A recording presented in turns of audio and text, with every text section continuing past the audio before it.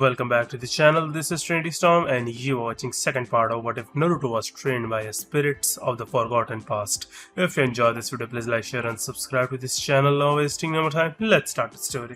For team placements, Naruto entered the classroom. He was dressed differently. He had a kunai holster on his left leg and was dressed in dark gray pants. Additionally, he had a pouch on his right butt cheek. It was a long, sleeved navy blue shirt.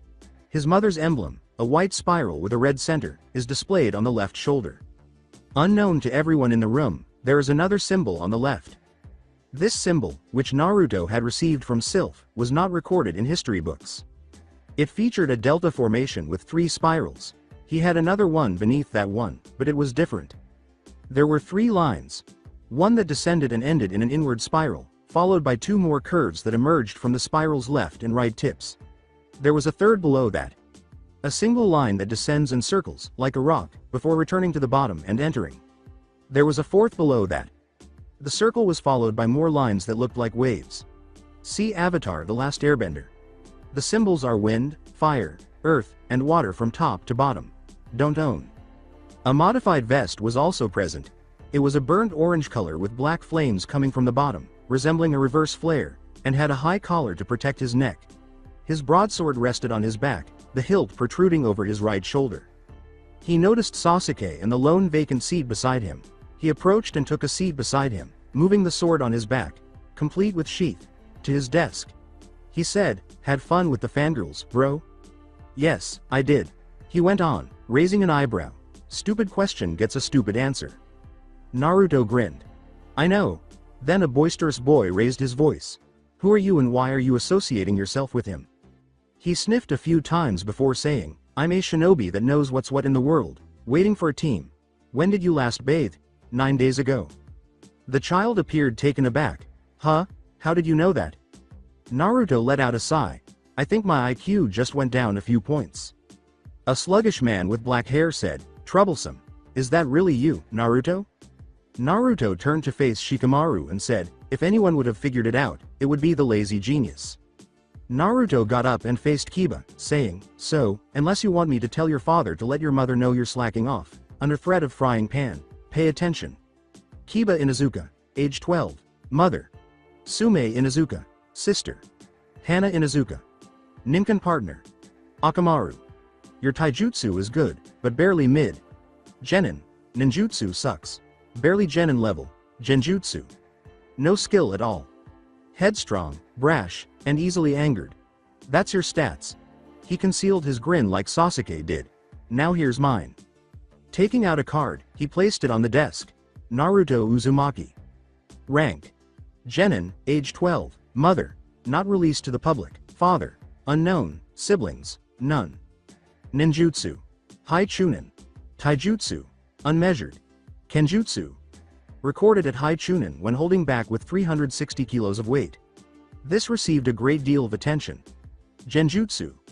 Reported to have no skill in usage, ability to break out of them up to mid. B rank. Chakra reserves. 300,000 units. This information was released yesterday. The Hokage already knows this information to be true as well. You're out of your league, Kiba. Kiba knew it was official after looking at the card. My grades sucked, but the only reason for that was because I spent more time playing pranks and training than studying. I couldn't use my own taijutsu style, which I had recently finished. I couldn't use my sword. If the academy had nothing to do with theory, and emphasized more on practical, I'd be rookie of the year, above even Sasuke. My true skills in kenjutsu are unrecorded, same with my taijutsu style. I'm an unknown." He then turned to look at the door. After putting the card back in his vest, he picked it up and sat down next to Sasuke again, saying, "And it looks like the banshees are almost here." Sakura Haruno and Ino Yamanaka, the banshees, opened the door and attempted to enter before the other person did. Sakura then froze when she saw the boy she had discovered playing the ocarina. Ino succeeded. As she turned to gloat, she noticed that Sakura was not looking at her. "I win!" she exclaimed. She looked around, but she didn't recognize anyone. He was seated beside Sasuke as well. "Hey, redhead, move it," Sakura yelled. Ino. "Shut the hell up." Then she approached the redhead. "I didn't get your name last time. Who are you?" He pointed to the whisker marks on his cheeks as he gave her a look. Sakura was shocked to hear, Who else in the village has these? She sounded incredulous as she said, You play the ocarina? Shikamaru asked, What are you talking about? Naruto doesn't have time to learn such a difficult instrument. Looking lost in recollections, Naruto simply nodded and withdrew his ocarina. Someone close to me gave me this ocarina. I did all I could to learn. It took me a year, but I did it. I've played it in isolation for all these years, so nobody but the Hokage knows that I played it until recently. His tone was soft and boisterous. No, it was quiet and gentle. Hurt. Then he smiled slightly and said, I haven't seen her since I was 5 years old when she gave me this. 4 days later she left. I haven't seen her since. But, even if she left, she gave me something to remember her. Something I've always kept close to me. This ocarina is that something. It's because of her that I learned to play. It's kept me sane all this time. Being alone is not a fun feeling. Take it from someone who knows. Then he fell silent, absorbed in his thoughts. A girl in the room made the decision to attempt to hurl a kunai at it. Feeling this through the flow, Naruto hardened his eyes, grabbed the handle of the kunai, flipped it around, and threw it back with 10 times the force. It cut several strands of her hair as it landed directly next to her head. Try that again. I dare you. His body was radiating a desire to kill, and his voice was filled with rage and malice. She was unable to even move. The fact that he was even angry at all surprised everyone. This taught us a valuable lesson. Do not injure Naruto's ocarina. Sasuke just grinned while others in the room shit themselves and others urinated. Though taken aback, Hinata remained unaffected. He was protective of that ocarina, and she had known it for a long time. The only person who knew he even played it was her. There were some intriguing findings from spying on the Byakugan. Before Iruka entered the room, there was silence. You all are actually quiet when I walked in. That's new. Sasuke thumbed at Naruto and remarked, That's what happens when you try to destroy his ocarina. He rubbed his left arm, recalling the agony he caused with a single blow, and said, I learned that lesson quickly. Anyone tries, they'll be hurt badly. If they succeed, I don't even want to think about it. Despite raising an eyebrow, Iruka went on with her speech. Okay, Team 1. He went on. Naruto hardly paid attention.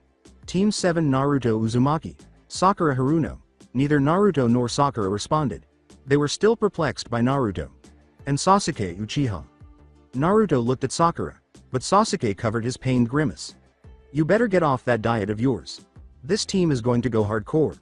You'll need the energy, he said nothing else.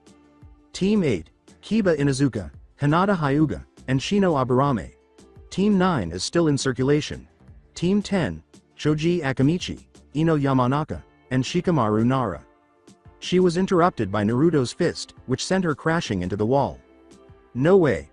How come Sakura gets to be with Sasuke-kun and I'm stuck with the lazy ass and Fa whack? She exclaimed. Only Sasuke knew how he moved without anyone noticing. He didn't even look at her when he said, Ino, if you finished that sentence, you would have suffered far worse than 3 right straights to your face. Iruka took a closer look and saw that his eyes were closed. Iruka didn't even notice his movement, to be honest. He wasn't looking, of course, but still. Iruka. Sensei? You gonna answer her question, or should I? Iruka explained to a half-conscious Ino, who moaned in response before clocking out. These teams were made and approved by the Hokage. Unfortunately for some of you, you have to be with people you can't stand. Your team was based on an older one with extreme potential. One of the best. That is why you're on that team. And Naruto. What do you mean by 3 right straights? I hit her 3 times before she went flying. If she had finished, her options were: Number 1, she'd be flattened by an angry Choji. Number 2, she'd be crushed in an enlarged hand that belonged to Choji. Number 3, she'd be crushed by an enlarged foot, also by Choji. Option number 4, Shuza, Choji's father, would have heard of it and he would administer the punishment with something else. Option 5. Someone covers her mouth. That was not to be, as the only ones in reach of her to do so wouldn't care if any of that happened. Option 6. Someone hits her hard and fast enough to stop her sentence immediately. I went with option 6. Stop her by hitting her hard and fast. Actually, the fact that I apologize for claiming credit for that. No worries. One of the things Sylph and I agree on. That blonde banshee is a menace. She tops Sylph on the annoyance list. The gnome replied. Yeah, Salamander said, she's a slut. All 3 of us did, not just you. Iruka stopped there, so Naruto covered his grin. Alright, your Junin senseis will be here after lunch. Be in this room at the appointed time. Dismissed. While Iruka waited for Ino to wake up, the students gradually left. Somewhere, perplexed, Sakura sat on a bench. Behind her, in a tree, were Naruto and Sasuke, who were totally out of sight. She let out a sigh. I don't know what to do. First I find the guy that I couldn't find anything about, and it turns out the one I was looking for had a crush on me, for so long. Then, I find out that I'm on the same team as him, and Sasuke-kun, and I can't be happy because of that, either. And what Naruto said, get off the diet. But why would he say that? I mean, sure our attempts through looks haven't worked so far, but if that doesn't work, what will? She stopped and opened her eyes. Maybe. Have we been seeing this all wrong? That Sasuke doesn't look on the surface, and looks don't matter to him? She asked. Naruto and Sasuke exchanged glances before grinning and nodding. Following closely behind, Sasuke waited. But if he doesn't care about looks, then what does he look for? She was startled out of her thoughts as she turned around and heard the words, a girl that can fight. Then she recognized the person. Sasuke? You were on the right track. Thought I'd finish it for you. I don't want someone that would beg to be saved by me. That is why I never wanted any of the girls after me, thinking I'd save them. I won't. Get stronger. When you can beat me in a fight, then we'll talk on relationships. Until then, you can forget it. Sakura's gaze expanded. After that, her other was the only person she heard. I told you so. For once, I have to give in. Wait, Sasuke, he said, noticing that there was no suffix. You're really friends with Naruto, aren't you? Not bitter enemies or rivals, but actual friends that put on a show for everyone. His smile was concealed. Ever since I was 8. Found out the truth about him when we were 10. Been working on our skills since. Find the truth about him, not the secrets made by Hokage Sama, nor what the villagers think he is, but what he truly is. It took me 2 years to earn his trust. It'll take you longer. He went on to leave. He was joined by Naruto, and they strolled alongside each other. After lunch, Sakura, Sasuke, and Naruto were in the room, waiting. At least an hour ago, every other team had been picked up. It had been a good hour and a half since their sensei would be here, so Naruto sighed. He took out his ocarina and began to play the Song of the Heart, saying, figures we'd have that one as a sensei. This time, the tone was one of pain, irritation, and a hint of joy. Sasuke scowled at the song's attitude. That was the Song of the Heart, he knew. Not good, at least it isn't filled with anger. 5 minutes later, he sighed when he was done, then changed the song. The 2-hour mark was when Naruto suddenly stopped playing. Then he glanced at the door, which opened to reveal a silver-haired man with his face mostly hidden. My first impression of you. Boring. Naruto was able to control himself because he had been playing his ocarina for at least half an hour. Naruto seized Sakura and Sasuke and disappeared as soon as the man said, meet me on the roof. The roof. Well, you got up here quickly. The man was taken aback when Naruto, Sasuke, and Sakura emerged in the middle of the roof. Naruto answered, wind is fast when it wants to be. They all took seats close by. All right, let's introduce ourselves. Sakura said, why don't you go first, sensei? All right then. My name is Kakashi Hitaki. I don't like talking about my like and dislikes. My dream is. I have lots of hobbies. Was his opening statement. Pinky, since you suggested it, you're next. She lost her train of thought when she said, Sakura Haruno. My likes. I've just had a major reality check. Couldn't tell you what I like and don't like. Hobbies. I guess learning. Dreams. It was shattered earlier, working on a new one. Duck butt. Said Kakashi. Sasuke Uchiha. My likes are none of your business, and my dislikes consist mainly of my fangirls, and those who harm my best friend and brother. I have no dream, but rather an ambition. I plan to restore my clan, deal with the one that killed them, and follow in the path of my ancestor. He's not exactly what the reports say, though. Kakashi thought, let's find out the last one, which doesn't even look like Naruto. Red, you're up. When he said, my name is Naruto Uzumaki. Kakashi's eye appeared to widen briefly. My likes are playing my ocarina, kinjutsu, fuinjutsu, and those who see me as me. My dislikes are those that can't see past their hatred to see the truth, those who attack those who can't defend. My hobbies are playing my ocarina, training with my sword, and pranks. I don't have a dream. Like Sasuke, I have an ambition. I plan to break the cycle of hatred that is the shinobi world, and bring peace to the land once more, like my ancestor did. All right, this report doesn't match any of the others.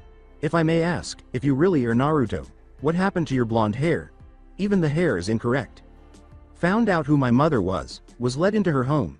She left a seal in case I wanted her hair. In short, I used it. What you see is the result. And it's all natural, he responded. Kakashi gave nod. Sakura was taken aback and said, well, I suppose it's time to tell you. You aren't really genin yet. In order to become true genin, you have to pass my test. And you're gonna get a kick out of this, he said darkly. The test has a 66% failure rate. Sakura was shocked by this. But the math was done by Naruto. So, out of the 27 graduates this year, only 9 will become genin, huh? Kakashi gave nod. Be at TG7 tomorrow morning at 0700. And don't eat breakfast, you might puke. Wait, yelled Naruto. If you had to put it into a category like survival, stealth, or the like, what would this test be? Survival. Yane. Kakashi exclaimed as he departed in a cloud of smoke. Sakura caught Naruto's attention. Sasuke's eyes widened before a smirk took hold of his face. Word of advice. Eat breakfast. I know better than to take a survival test without eating. Sasuke, you too.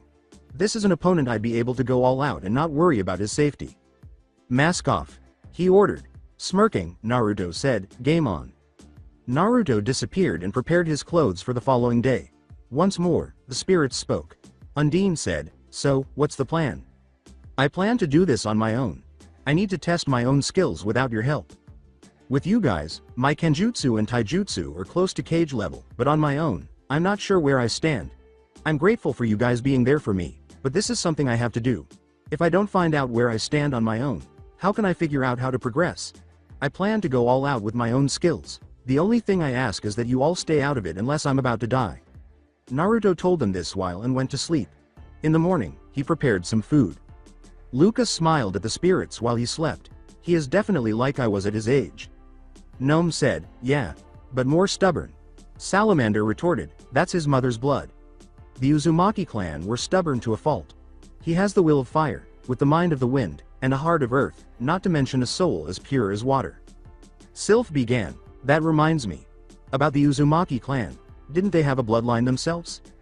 Their major bloodline was extreme chakra reserves. There was a secondary bloodline to combine elements, but that was limited to a select few. Why? What elements? Kushina and Mito never could. Salamander hummed. Ice was one of them. Luca, you gained the attribute of fire, so the water was much more easily cancelled out. Then there was Plasma and Storm. Plasma was unique to the Uzumaki clan, consisting of fire, wind and lightning. Storm is made from lightning and water. Ice is water and wind. His chakra, while naturally wind, has also adapted to all of us, too. If he trains himself to wield lightning chakra, then he'll have all 5 elements.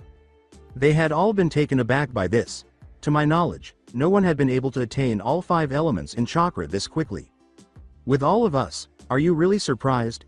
He's got all of our elements nearly mastered, with mine being beyond even yours.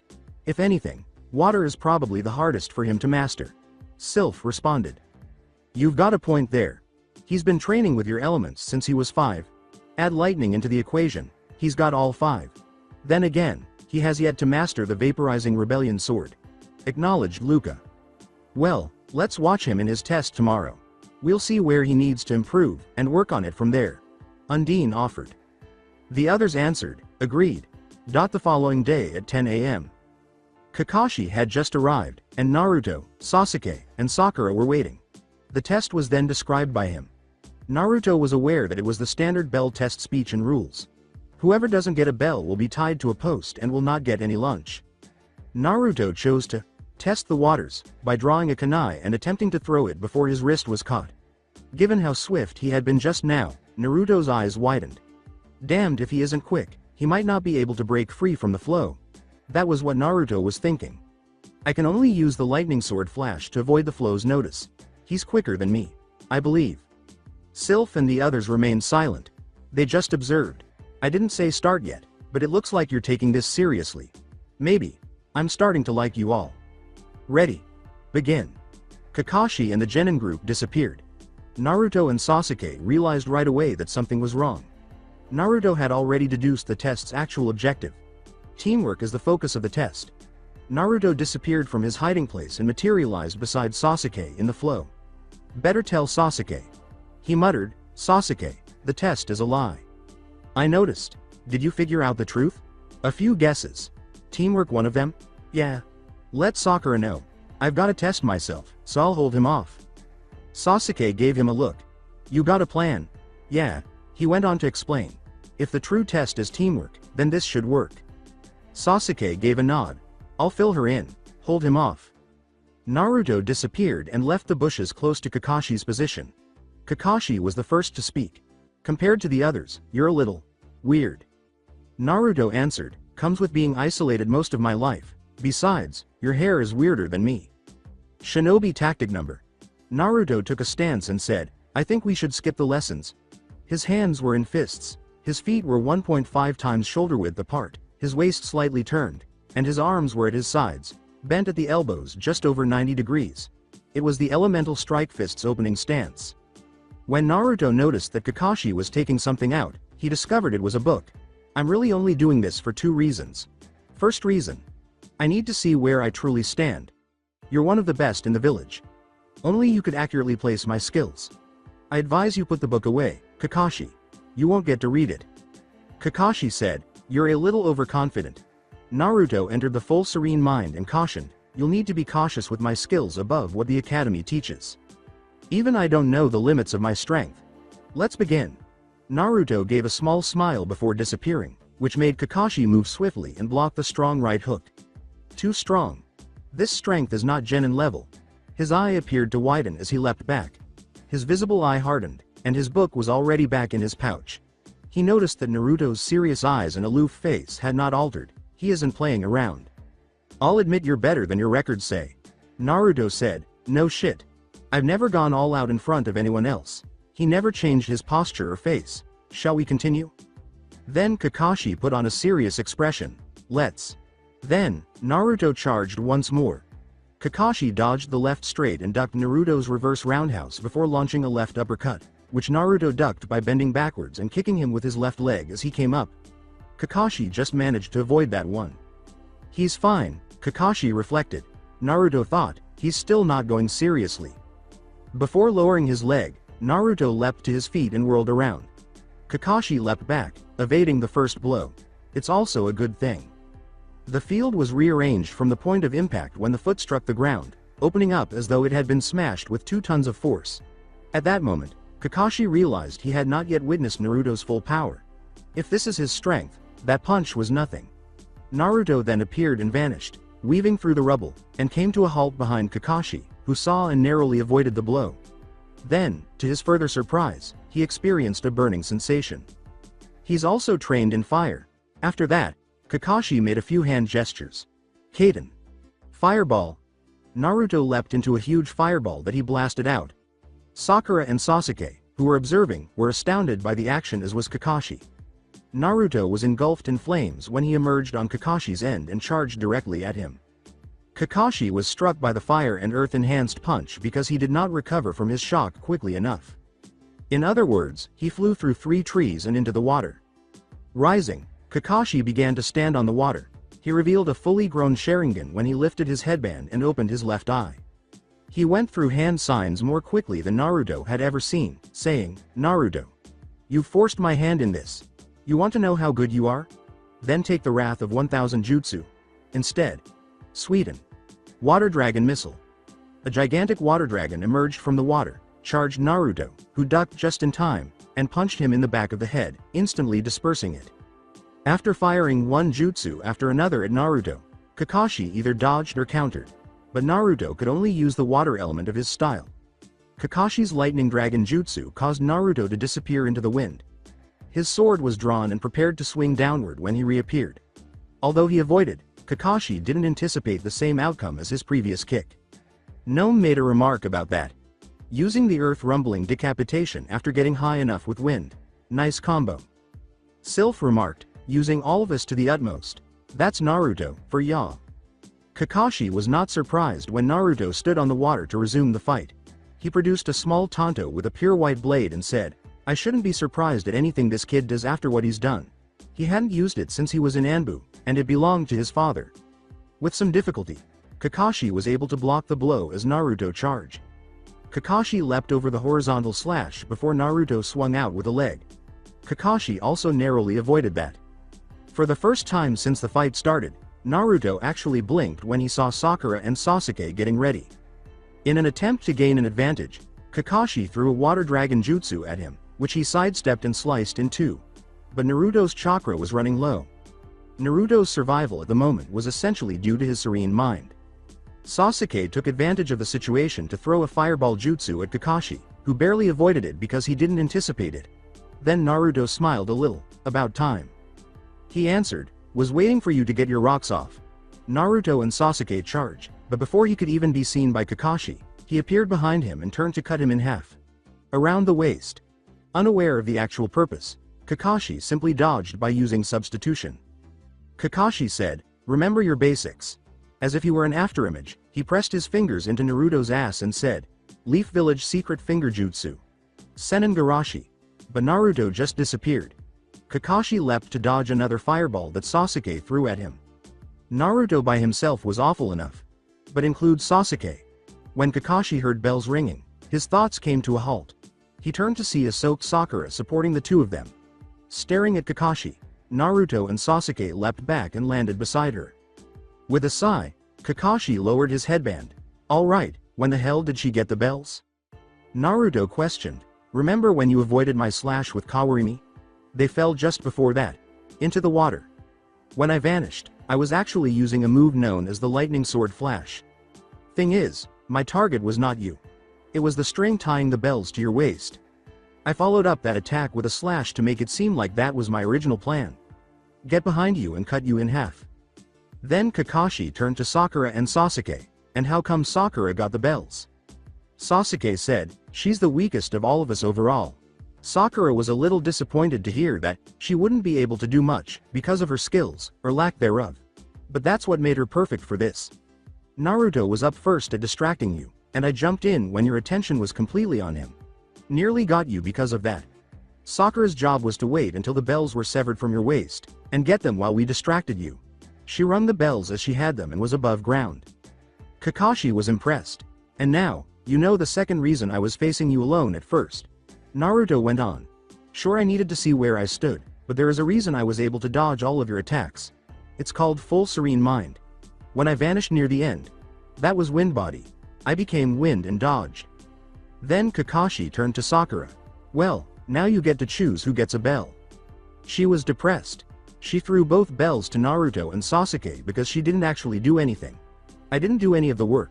Plan or not, I'll just slow you down. Sasuke threw back the bell. If not for you, the bells would still be at the bottom of the lake.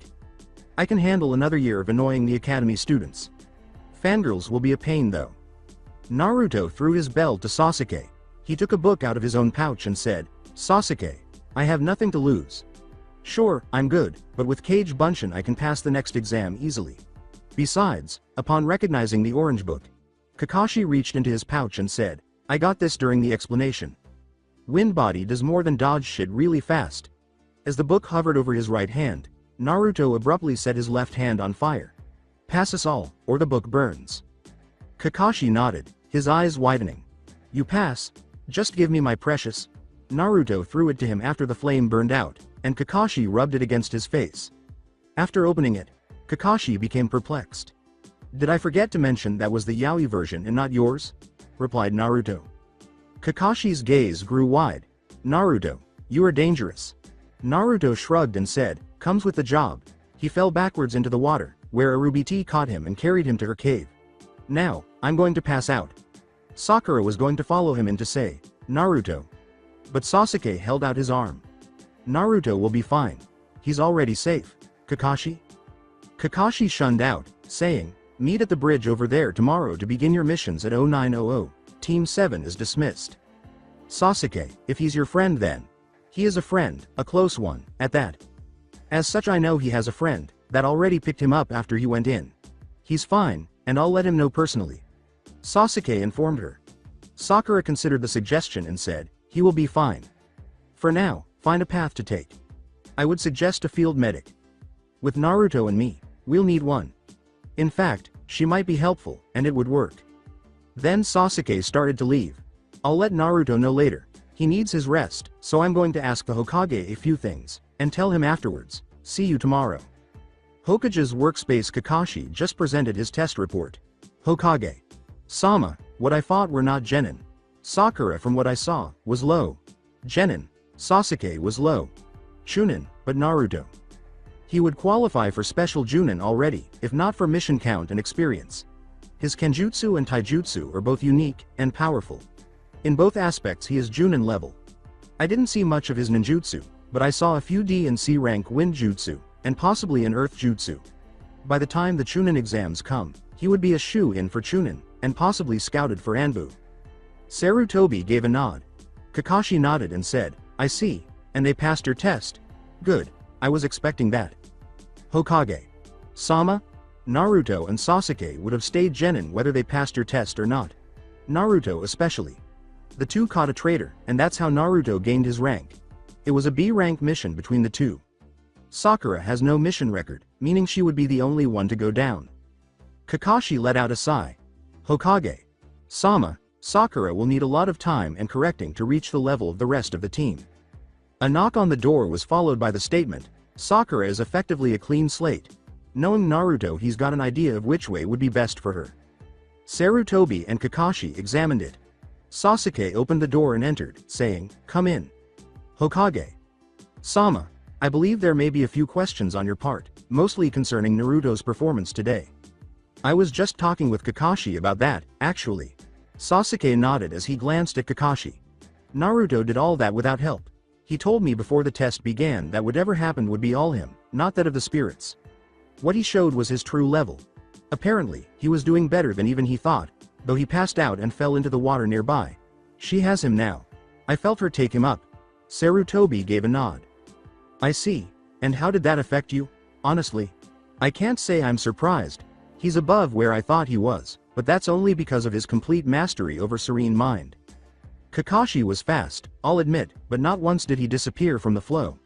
Naruto did only once, and that was when he used the lightning sword flash. Honestly, the only thing I'm surprised at is the fact that was really only stalling. He activated the Sharingan. Got a lot of water, wind, lightning and a few fire jutsu out of it, like he wanted. And sensei? That was part of the plan, too. Kakashi was taken aback once more. You copied all the jutsu I used against him? Sasuke acknowledged, deactivating his dojutsu, Naruto's idea, but he said not to try them out until I had both the reserves and control needed. At the time, you were an enemy. He thought to get you to use a few jutsu that I could try to copy. Got the knowledge, and gonna train to use them for later. Kakashi gave the information a nod. I would ask for someone that knows Kenjutsu to test his true level in Kenjutsu alone. Altogether, I'd put Naruto at low. Junin at best. If he had more experience I'd have him apply for Anbu right now. He had full serene mind active the entire fight. That alone was taxing on his reserves. The hard hits, even more so. Windbody didn't use up much of his chakra, if any at all.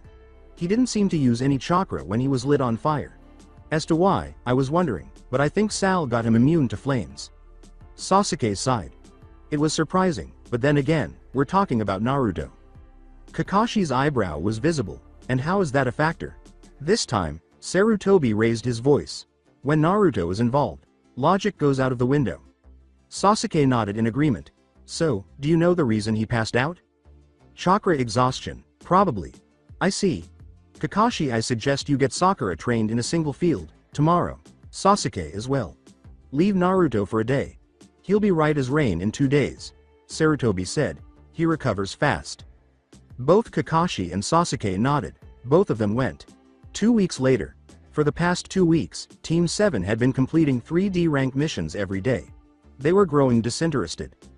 But they were going to receive a surprise today. Evidently, a Junin had just delivered a report when they arrived in the mission hall, which alarmed Sarutobi. Kakashi questioned, Hokage. Sama, is something wrong? Sarutobi glanced at Sasuke, Naruto, and Kakashi. Team 7. I was about to send for you. They were all very perplexed by this statement. When Naruto heard the voice, he realized it was business time. Naruto, come here for a moment. He said to the Junin, describe those things, again. Strange creatures that didn't seem real were mentioned by the Junin. Some had lion bodies and bull heads with snake tails. Other people had You had a mismatch of animals combined into one being, essentially. None of it pleased Naruto. Absolutely not. Naruto turned to Sarutobi and sighed when it was done. Hokage. Sama, I am requesting an A-rank extermination mission. Everyone became tense over this. An A-rank? Yes, an A-rank. Kakashi informed Naruto that he was not prepared for A-rank missions. Naruto just gave Kakashi a look. Kakashi, this is exactly what I've been worried about. Those are dangerous, and Sasuke along with myself are the only ones with the means to take them out. Normal shinobi aren't enough. You'd be hard-pressed to take on a single one with 6 Junin and survive. Sasuke and I have the blood. We both also have the weapons. Sasuke's gaze expanded. What's the damage? In response, Naruto said, chimeras. The blood in Sasuke ran cold. Sasuke said, you're joking, right? He responded to his own query while gazing into Naruto's eyes. You're not. Oh shit. Chakra metal won't do anything to those. Those things. There are no weapons that are particularly effective. We've tried everything. The Junin replied. What do you have that we don't? Naruto gazed into the Junin's eyes. Angel Halo. Sarutobi recognized the seriousness of that, knowing that Naruto planned to keep it a secret unless it was absolutely necessary. Sarutobi asked, and what other weapon is there on that level, Naruto? Simple. Devil's Horn. Never heard of it. Sasuke nodded in agreement. Not surprised. It was finished 2 weeks ago. Sasuke's been training to use it, too.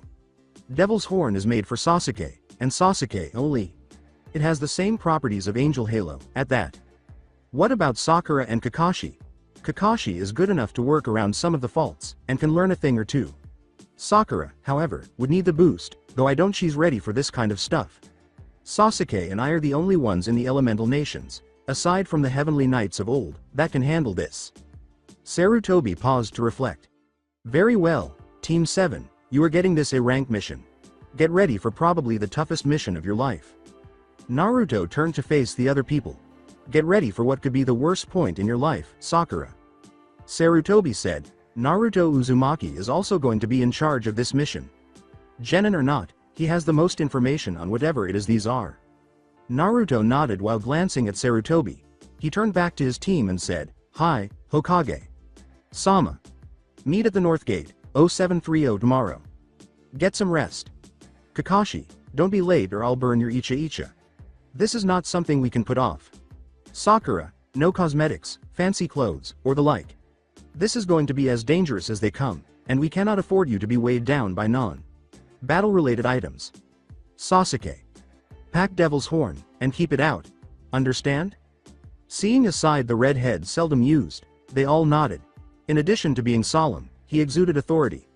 But only Sasuke could see beneath it, and he said, dismissed. Naruto was frightened to death inside. After giving the Hokage a quick glance, Naruto swiftly disappeared. The Junin questioned, Hokage. Sama, was it wise to send Genin against such monsters? Wise. No, necessary. Yes. Naruto has in fact been training for things like this, in case it happened. You saw how he was, yes? The Junin gave a nod. Since the Yondaime Hokage was still alive, he had not experienced that emotion. Did you see that Naruto was scared out of his wits? It surely didn't seem that way, Hokage. Sama. Trust me. I've known Naruto long enough to tell. He is scared. Scared that it won't be enough. Scared that he'll lose. It's the fact that he's pushing past that fear that I know that he'll succeed. The fact alone will keep that team going and complete this mission. Sarutobi said. That boy. He will be crucial to this mission. The following morning. Naruto was observing the other members of Team 7 at the North Gate. On the back of Sasuke's waist was a Chikuto sheath. Angel Halo was on Naruto's back without a sheath. Alright everyone, here's the deal. What we're up against isn't human. It will not be an easy task, but do not get cold feet because of this. They can die. Sasuke and I can seal them into harmless forms. Our mission is to eliminate the chimeras to the northeast, on the border of Fire Country and Hot Springs Country. There is also a village nearby, and that will be our first spot. We'll need an update on what has happened, and check on the only surviving member of the team that was sent. It was a Chunin by the name Hana Inuzuka. She and her partners the Haimaru triplets are the only ones to survive, but not unscathed. She is staying in that village, so we should get a better report from her first. Kakashi nodded his agreement as he glanced at him. Alright, let's move out. If we book it, we can make it there in a day. Even though Sakura was anxious, they all nodded. Out of the village as on an A rank for the first time. As they sped through the gate, she thought, Ino would probably be jealous. I will sincerely ask Naruto for assistance in stamina if I make it through this. I might be able to control my chakras in a taijutsu manner. Later, consider this. Now, mission. I will die if I don't. Despite not even glancing at her, Naruto was aware of her thoughts. He didn't even look at her, but he knew, Sakura, I won't let you die if I can help it. The flow, she surmised. I can understand you're scared that you won't make it out of this. Hell, even I'm scared of that. With nervousness in her voice, she remarked, you don't look scared. It's because I understand something you haven't learned yet. Sasuke and Kakashi have both learned this already as well. The world is dangerous. War, famine, destruction, hatred. It's all a part of the real world. I know how cruel the world can be to a small extent because of my childhood. Sasuke knows this because of what happened to his clan. Kakashi has seen and experienced war. All three of us has seen the darker side of the world. Kakashi hasn't fully recovered from his, which is understandable, considering the circumstances. Sasuke has almost recovered from his. I had nothing to recover to. My life has been filled with danger after danger, threat after threat. I was born into the light, and sent into the dark side when I was only hours old. It is only through sheer force of will that I never succumbed to it. Sasuke glanced at her and nodded. You may not see it but you have the will. You need to find it. Draw on it. Naruto is scared because of what we're up against, but he's also confused. Kakashi asked, scared, I get, but confused? He's right. The entire situation is confusing to me, and all of my partners. My partners thought that all the chimeric variety were eliminated before the age of shinobi began. Promese, the original creator of the chimeric monsters back then may have been a fallen angel, but her body fell all those years ago. It should be impossible for chimeric monsters to be around in this day and age, but we're heading after a group of at least 5. The whole situation is confusing. All 5 of my partners are confused at the situation, and its possibility. I'm not thinking on either the confusion or fear right now. Fear would only breed our deaths. The confusion won't get me anywhere until I see the place with my own eyes. Kakashi gave Naruto a look. These partners, is one of them? Yes, one of them is who you're talking about. The chimeric monsters were supposedly wiped out 300 years before the Rokudo Sennin defeated the Jubi, which was split into the 9 Biju we know today. The story is from the 4 elemental spirits and confirmed by Arubiti, the Heavenly Knight of Water, and Slime Queen. Arubiti fought the Jubi, alongside the rest of the Heavenly Knights and Rokudo Sennin against the Jubi. Lightning wasn't considered an element until after that battle. Before that, there were only 4. Naruto clarified. You think we stand a chance? Sakura inquired, putting her curiosity ahead of her fear. Naruto remarked, honestly, I don't. But the way I see, Sasuke and I are the only ones, aside from the Heavenly Knights, that could possibly handle this. The only one we could contact has no rain in the area. We're heading to a mountainous area. Arubiti is all we can contact. Alma is not on our path, so we can't talk to her. Granbaria, I have no idea where the hell she is, either. The closest one that I can tell you that may be able to help is Tomoe, the Heavenly Knight of Earth. Kakashi asked, Alma, Granbaria, Arubiti, and Tomoe? They're the Heavenly Knights, I know they're still alive. Sakura, Kakashi, I will not tell you where Arubiti is, but I can tell you that Sasuke and I both know her personally. Elma, the Heavenly Knight of Wind stays in Wind Country because of the deserts. Wide open space, and no innocents to harm. Granbaria, according to Alma when I met her years ago, was constantly roaming the elemental countries. Tomoe supposedly stuck to somewhere near Kumogakure. It was near her old home, Yamatai village. Long since been destroyed, according to Nome, the spirit of Earth. Sakura questioned, then shouldn't we search out this Tomoe? Naruto gave a headshake. She would be somewhere in Lightning Country. We, as Konoha shinobi, are not supposed to be there, mainly due to previous relations. It's a political problem. Without knowing exactly where she is staying, it's not worth the risk. Kakashi gave that a nod. He's right. Relations with Kumogakure are shaky at the moment. We'd be on a wild goose chase, and Kumo would likely take it as a threat to them. Not worth the risk at the moment. Naruto inquired, any other questions? Kakashi responded, yeah. What do you think our chances are?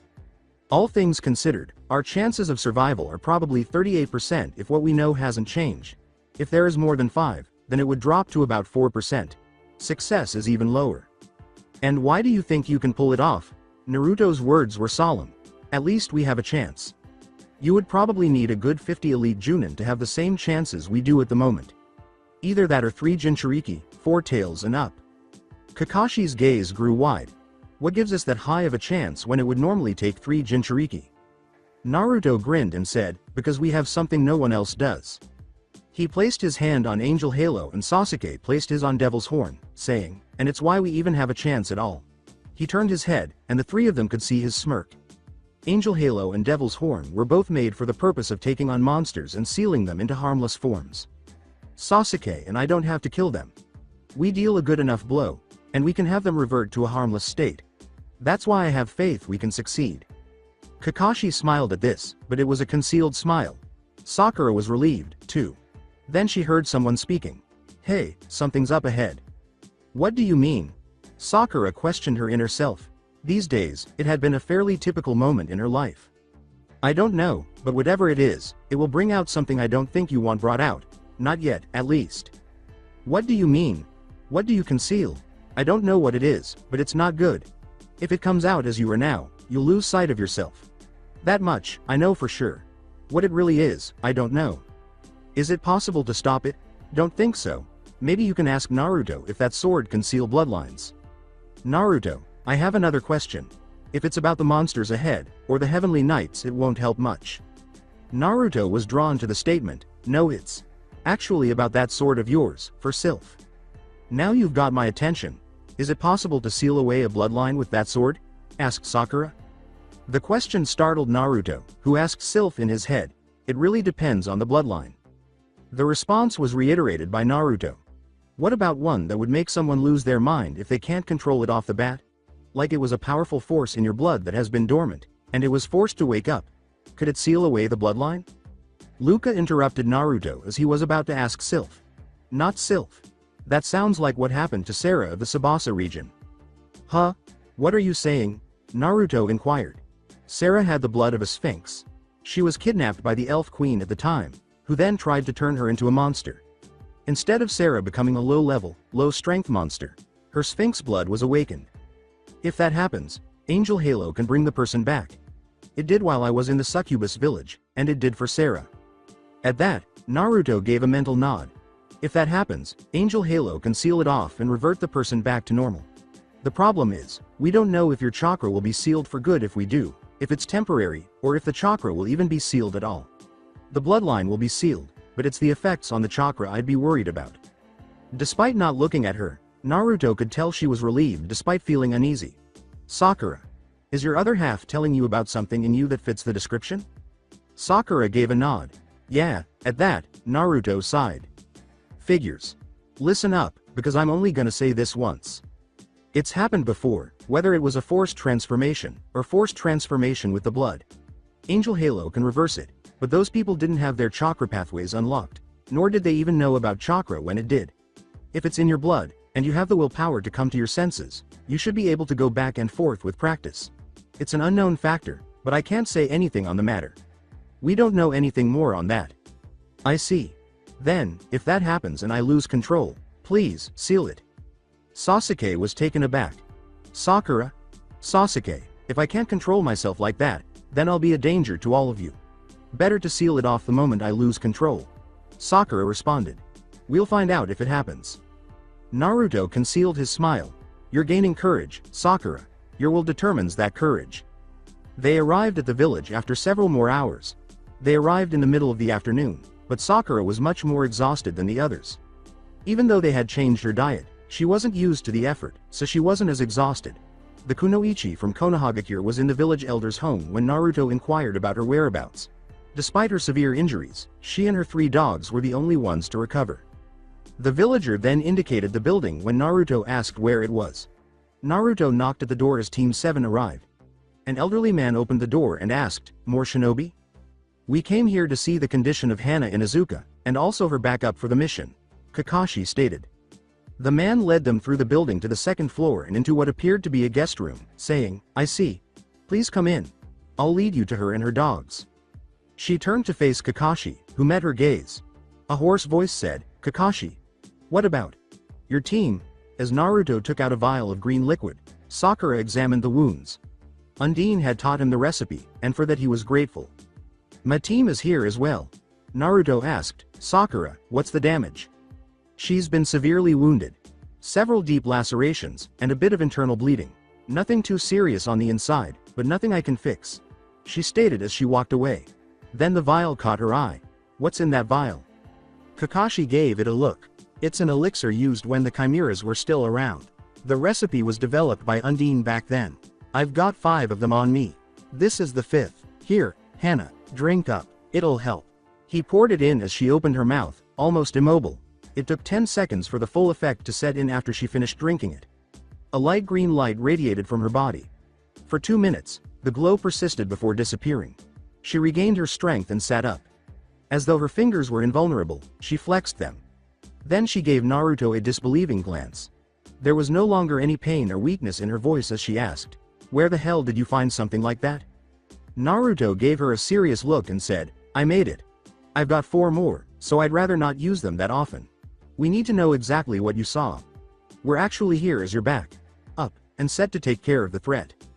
3 fresh genin and an elite junin won't be able to do much, I'm afraid. Hana made the point. Whatever Hokage Sama was thinking, it wasn't straight. Hokage Sama put me in charge of this mission because of the fact that I know what we're up against. Our team, at the very least, has a chance. You would need a good 50 elite junin to have the same chance of survival as we do, Naruto said in surprise. How do you figure? Sasuke pulled out Devil's Horn, while Naruto pulled out Angel Halo. Because we have something they don't. Sakura doesn't have it, nor does Kakashi, but Sasuke and I both have it. We don't need to score a killing blow with our swords. Those who could sense chakra would be able to tell that Devil's Horn was not a typical Chikuto made of chakra metal, despite the fact that it appeared to be. My sword is Angel Halo. It was originally made for the sole purpose of sealing monsters that I know you encountered. Devil's Horn, he said, was made out of the same materials and for the same purpose. We have the best chance in the elemental nations at the moment. Hana, we need any information on how they attacked. Then Hana clarified. She took a good 20 minutes to finish. Naruto was occupied with assimilating the information. Naruto, you've got a good 9 chimeras here. 4 of them are chimera dryad vors. They're a lot easier and susceptible to wind jutsu most. Fire jutsu could probably burn them, but I wouldn't bet on it. There are apparently 3 chimera behemoths here too. The behemoths are going to be a lot harder to take down. Those, you'd have to have Kakashi one-shot them. If you had managed to learn the quadruple giga, and could use it instantly, then you'd have a chance to seal them. The other 2 I don't recognize by description. Naruto gave a mental nod. The 4 based on plants would be a lot more susceptible to wind jutsu. They're too light, and could be blown away. Plants beings. Yeah, those are known as chimera dryad vors. Wind jutsu would be best. They're not that strong physically, but are still deadly if you get caught. Fire didn't work on them, so, I guess that makes sense, said Hana. What about the other 3 types? The chimera behemoth, you said there were 3 of. It would be best to one-shot them, and try not to get hit. The other 2, I have no information on. Wait, Sanmaru said he smelled someone else. Not human, but, not like those beasts. Naruto was paying attention to this. This scent. Did it smell like a combination of iron, feathers, blood, and an unknown energy? Something definitely not chakra? Hana gave that a nod. What is it? Naruto balled his fists. He glanced at Sasuke and said, this just made the chances go down. I believe I once told you about Promese. What about her? His voice was filled with hate as he said, apparently, she's alive. Sasuke's gaze expanded. But didn't Luka kill her all those years ago? Naruto shot back, that's what they thought, too. It has to be Promese, because after that battle, all traces of her work was destroyed. Then that means. We better hope that Promese is gone when we get there. If not, hell is gonna break loose. Either from me, Promese, or Sakura. None of them are likable options, either. Naruto stated to them. Kakashi and Sasuke both nodded. Sakura reluctantly gave a nod. Do you think she could? Naruto gave her a worried look. If she could, I would not be surprised. She's a fallen angel, after all. Without Ilias behind her, The only purpose she has is creating monsters like that. Hana was shocked to hear that. Wait, a fallen angel? And you want to go up against her? Naruto gave a headshake. No, I don't. I know that none of us stand a chance against her. Sasuke and I have no chance as we are now, but we would if we had more experience. If Kakashi had the blood, he would be able to, but he doesn't, so he can't. He can't even hit her. You need angel blood to do so. Sasuke and I are the last in the village that has it. Itachi Uchiha could do so, but he's not here. Tsunade Senju would be able to, if she kept in shape since she left, but I couldn't say for sure. To my knowledge those are the only possible shinobi that were originally from Konoha that could do the job. Senju and Uchiha clans. But how do you fit in? Hana was puzzled. There are 4 clans that have existed that have a ghost of a chance if they have the skill and experience. Namikaze, Uchiha, Uzumaki, and Senju. Those 4 have a connection to the same person that had taken out Ilias over 1,000 years ago. Namikaze was started as a direct descendant, the older one of 3 that was allowed to live a human life. The younger of the 2 allowed to live that life went down the line, and eventually the Rokudo Senin appeared down that line, where the Uzumaki, Uchiha and Senju clans were born from. In that order, it was oldest to youngest. Uchiha and Senju always fought each other, even as kids in that time. Sylph watched over them the entire time. When the Rokudo Senin died, the Uzumaki clan founder left the Senju and Uchiha founders to their devices and keep to himself. The alliance between Senju and Uzumaki made by the first Hokage was an indicator that their roots were forgotten. Before they were wiped out, the Uchiha clan had spit on the grave of their ancestors. Including the one known as the hero Luka, the one that defeated Ilias all those years ago. Sasuke noted, Itachi did the village a favor. Hell, he did the world a favor. It's why I would rather find out why he did it from his own mouth rather than kill him. The reason will decide his fate when I manage to confront him. Naruto turned to face the village mayor. Do you mind if we rest up here? We've been traveling non-stop since we left the village, and haven't eaten since then. The old man answered, if you can get rid of those monsters, then by all means. A younger, blue-haired man entered and bowed. You have another visitor. It appears to be a young girl, but she is asking to speak with you. He moaned, oh great. Another orphan asking for help. After searching the flow, Naruto located the girl, but something wasn't quite right. Is it possible? Does she conceal who she really is? Naruto saw the girl when he descended there as well. Chief Elder, I had heard about your problem with monsters. I was wondering the exact specifics of what has been attacking. The girl wore a white and blue Japanese style kimono, had blonde hair, green eyes, and a small cat-like slit. At her side, dangling from her waist, were a pair of chopsticks. After hearing this, Naruto raised his voice. I don't know what you are, but I ask that you show your true form, as I am already aware of what we're up against. The mayor was perplexed by their exchange, while the girl turned to face Naruto. The girl's eyes narrowed as she saw the sword on Naruto's back. Where did you find that sword? Then Naruto's eyes grew strained. Who wants to know? She answered, a friend of the last wielder. Naruto's eyes became unfocused and he fell silent. She has the same hair and eyes as Tomoe. Could be her. Naruto gave her a curious glance as he regained his focus. You are Tomoe, aren't you? Her eyes narrowed again after a brief enlargement. So you knew who I am after all. Naruto gave a shrug. The words, I'm on your side, Fox, made her pause. I'm a descendant of Luka, and have all 4 spirits he carried with him.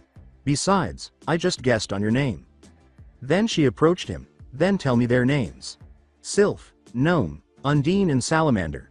Wind, Earth, Water and Fire respectively. I've also met Arubiti and Alma. Haven't seen Granberry yet, though. Tomoe looked directly into his eyes. I'm coming with you. I need to see if you're worthy of that sword. If not, I'll kill you myself and hand it to truly worthy person when I find them. So, what makes you think this girl can handle it? Let's just say our chances went from 8% up to 42% if she helps out. Especially if Promese really is here. Naruto stated to the mayor. Then he looked at Tomoe. We're heading out in the morning. We just ran non-stop from Konohagakure, with no breaks or food. I'll introduce you to the rest of the team. They're upstairs. They went into the room where Hana and the others were, and she followed him. Kakashi questioned, Naruto. Who is this? Her name is Tomoe. With her, we might survive if Promese is there. Promese is dead. I saw the body. From what we found out, Someone has the same scent she did. Either it's Promese, or she had a kid that knew how to make chimeric monsters. Because that's what we're up against. Her gaze expanded. Impossible. Naruto remarked, I thought the same thing, and yet here we are. Tomoe gave Naruto a look. Where are you with that sword in today's standards? In Konohagakure, he would rank as high. Junin with what he calls a broadsword, Kakashi said. I use the broadsword in the village, because I haven't had the need to use Angel Halo yet. Not until now, that is. Acknowledged Naruto. He pointed to the sword on his back and said, from what Alma told me, Luca used a broadsword when he couldn't use this. Tomoe gave that a nod. That he did. The style he used between the two had no differences in speed or weight. They're interchangeable, honestly. Granbarrier would know the full situation there. I don't. How good are you with Gnome's abilities? Naruto acknowledged, level 3, or so I'm told. With Sylph, though, I kind of created a level 4. Tomoe noted, there are only 3 levels for each. I know there were. I can use level 3 without Sylph. Level 3 doesn't get you out of the flow. When I channel Sylph's power, I instantly go level 4, and my normal movements are just below the limits of the flow. Using the lightning sword flash, which I do know, I escape the flow's notice. Surprised the hell out of Undine when she failed to track me like that. At that, Tomoe's eyes grew wide. Escaping the flow is impossible. Without Sylph I can barely escape notice of the flow. With Sylph, I do so easily. Naruto sighed. Hana questioned, Kakashi, what is he talking about? Oh, just a few friends of his. He forced me to use my Sharingan without them. With them, I'm not sure how it would turn out, replied Kakashi. Disregarding them, Tomoe turned to face Naruto. So, what makes you all think you have a chance? Honestly, we didn't have much of one at first. It was 38% with the information we got back home. If there were more than 5, then I would have said about 4%. Mainly with the fact that I managed to figure out how to create another weapon with similar properties to Angel Halo. Sasuke raised his blade.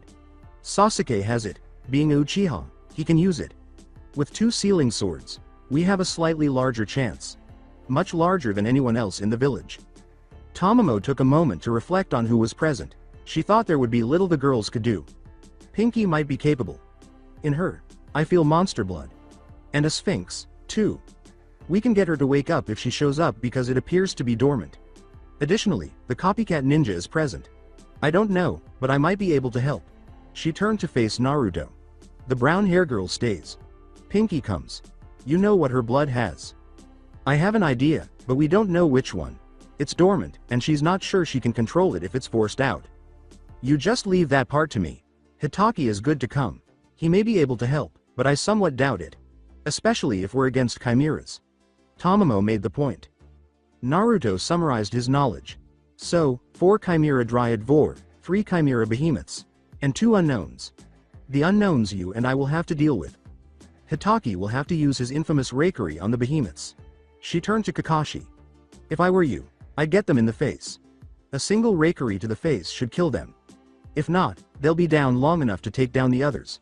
Uchiha, what's your element? Fire is all I got. The dryads got an upgrade, from what I can tell. Fire may not work. She laughed. Alright. Uchiha and Pinky will have to work together on the chimera dryads.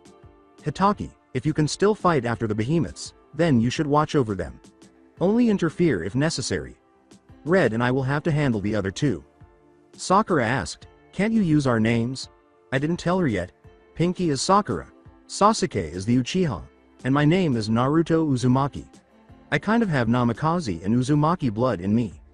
Everyone there was unaware of that. Namikaze? Inquired Sakura. Yeah. My father was the Yondaime Hokage. Mom left a letter in her home. The Hokage doesn't know about the letter, mainly because he didn't ask. By the way, it was in the room you knew better than to go into, sensei. Naruto acknowledged. Kakashi grimaced. He then gave Naruto a closer look. No wonder I never saw it. I still don't go into that room, thinking she had it trapped or something. Kushina was overly paranoid about that room. Wait a minute. Naruto nodded and said, you're her son, aren't you? Then Kakashi gave a gloomy laugh. Oh, Guy is gonna love this. Actually, he might hate it, but I don't care. I won that one. Tomoe arched an eyebrow but remained silent. She was aware that Minato Namikaze was the Hokage. She had heard of any significant adversary of Kumo, and he was one of them. Well, eat, sleep, and be ready to head out tomorrow morning. This shouldn't be put off, but it's a lot more dangerous at night than it is during the day. Especially if there are chimeras in the area. Although he had taken some tofu from his food scroll in his pouch, Naruto agreed with her and they ate dinner with the mayor. Naruto's hand caught Tomoe's attention. More precisely, her eyes were hopeful as she asked, "Is that tofu?" Naruto gave her a look. That was the expression in her eyes. Sasuke recognized the expression instantly. Naruto received the same one when he was eyeing ramen. All he could think was, oh. Yeah. Don't know how Arubiti got me into it, but she did. It's best thin fried, though. I have some preserved in storage seals. Turns out food goes in, and stays the same the entire time. He had to conceal his grin. Her eyes were sparkling as she gazed at him. The face required a deadpan from Naruto. Seriously? The look? The glitter grew brighter. With a sigh, he placed it on a plate. Here. Yay! She exclaimed as she devoured the tofu, beaming broadly. Sasuke remarked in disbelief, "A heavenly knight. My image of her is completely shattered." Naruto gave a headshake. Everyone has a side they rarely show. For me, it's my angry side. This side of her only comes out when eating tofu. Right now, I'm both bummed and glad I brought it. Bummed cause I can't eat it. Glad because she's here. Her ears also emerged, along with her tails, but she didn't care because she was too content and engrossed in her own world. The mayor and Hana, who was seated there, were terrified by what she had displayed. But she did not know. Hana stumbled, Kyuubi, out. Tomoe was startled out of her reverie by this and turned to face the girl. You mean the Biju, right? Sorry, I'm not him. Naruto clarified, I know that. Sasuke knows it, and so do Kakashi and Sakura. The Heavenly Knights have long been forgotten, apparently. I knew that, kid. I was there, remember? Yeah, but she didn't know the truth about you. Plus, your tails and ears are out. Naruto made the point. Tomoe was taken aback when he saw them. Whoops, sorry, it happens when I eat tofu. Especially thin fried. Naruto noted, I figured that much. You like tofu about as much as I like ramen. Then he looked at Hana. For the record, the Kyuubi no Yoko has a name. 2, if you count his past life. Currently he goes by Kurama. Tomoe gave a nod. Knew that. The guy was a prick from time to time, but was kind-hearted when he needed to be. But what's this about a past life? You see, 3 of the Biju have actual souls. The rest are just formations of chakra. Apparently, being sealed into me woke Kurama's past self up. It was further enhanced when I got the spirits as partners when I was 5. I wonder if I knew him in his past life. Everyone fell silent as he said, you did, after all. It was Luka. How Luka's soul got sent into the Kyuubi no Yoko is unknown to even him. He remembers dying, part of the afterlife, but then he woke up as a fox, sealed inside of me. He was confused to all hell when he saw it all. They finished their meal and took a break.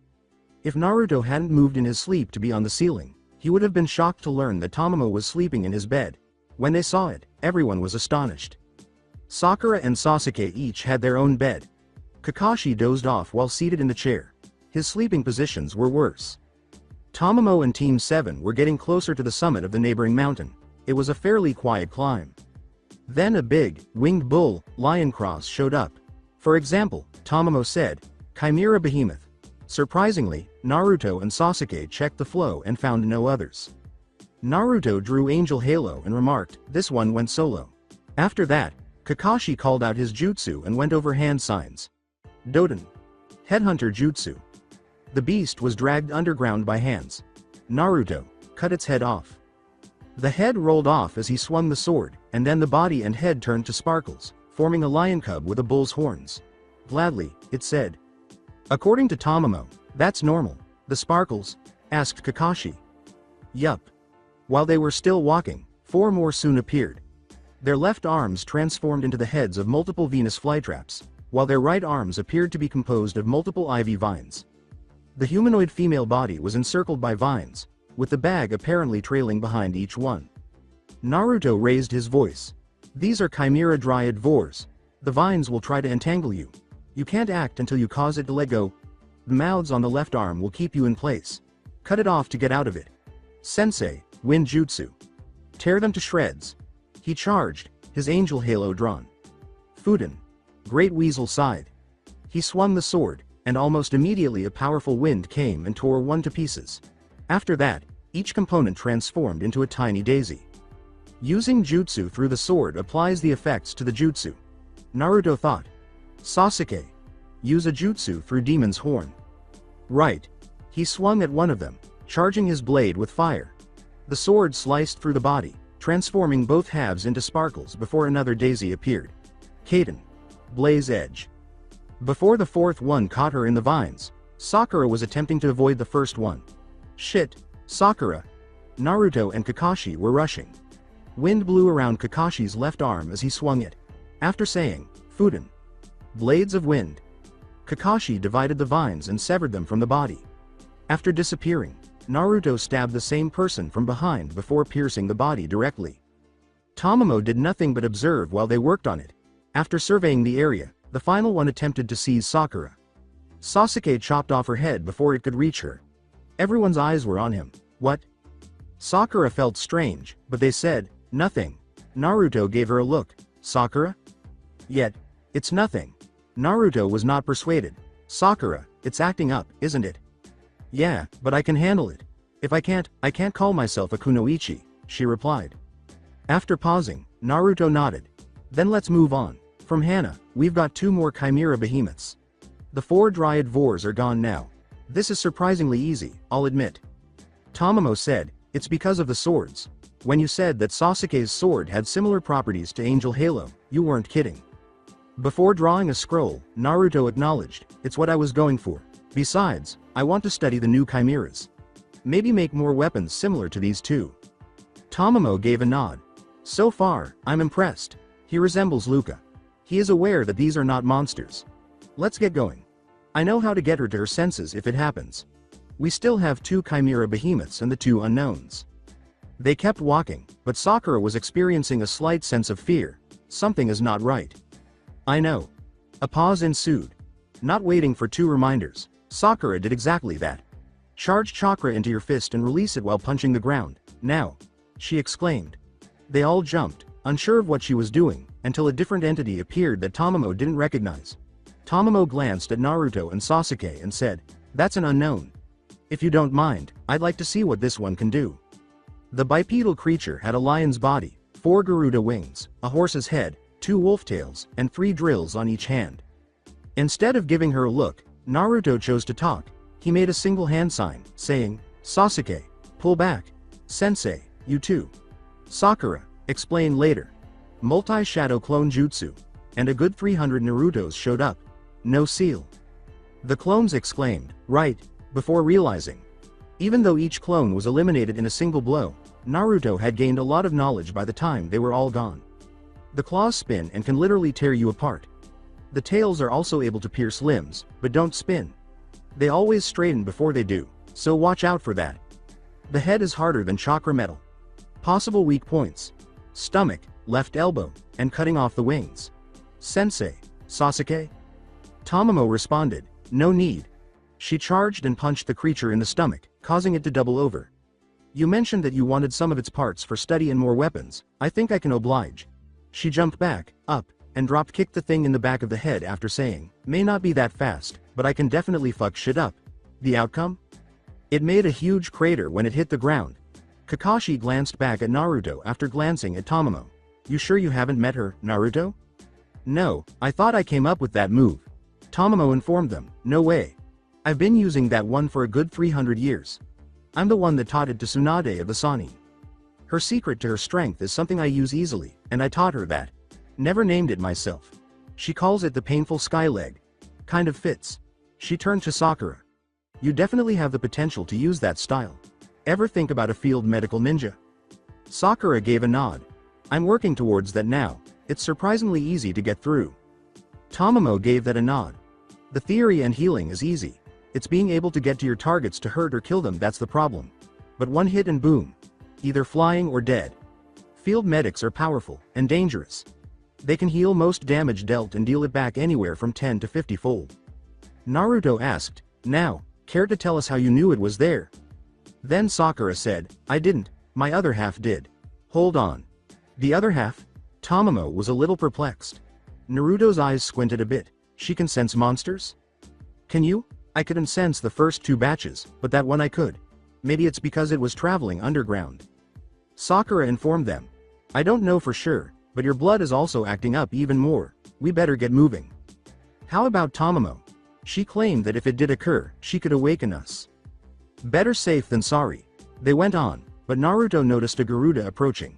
Kakashi was about to employ a jutsu when Naruto intervened. Wait.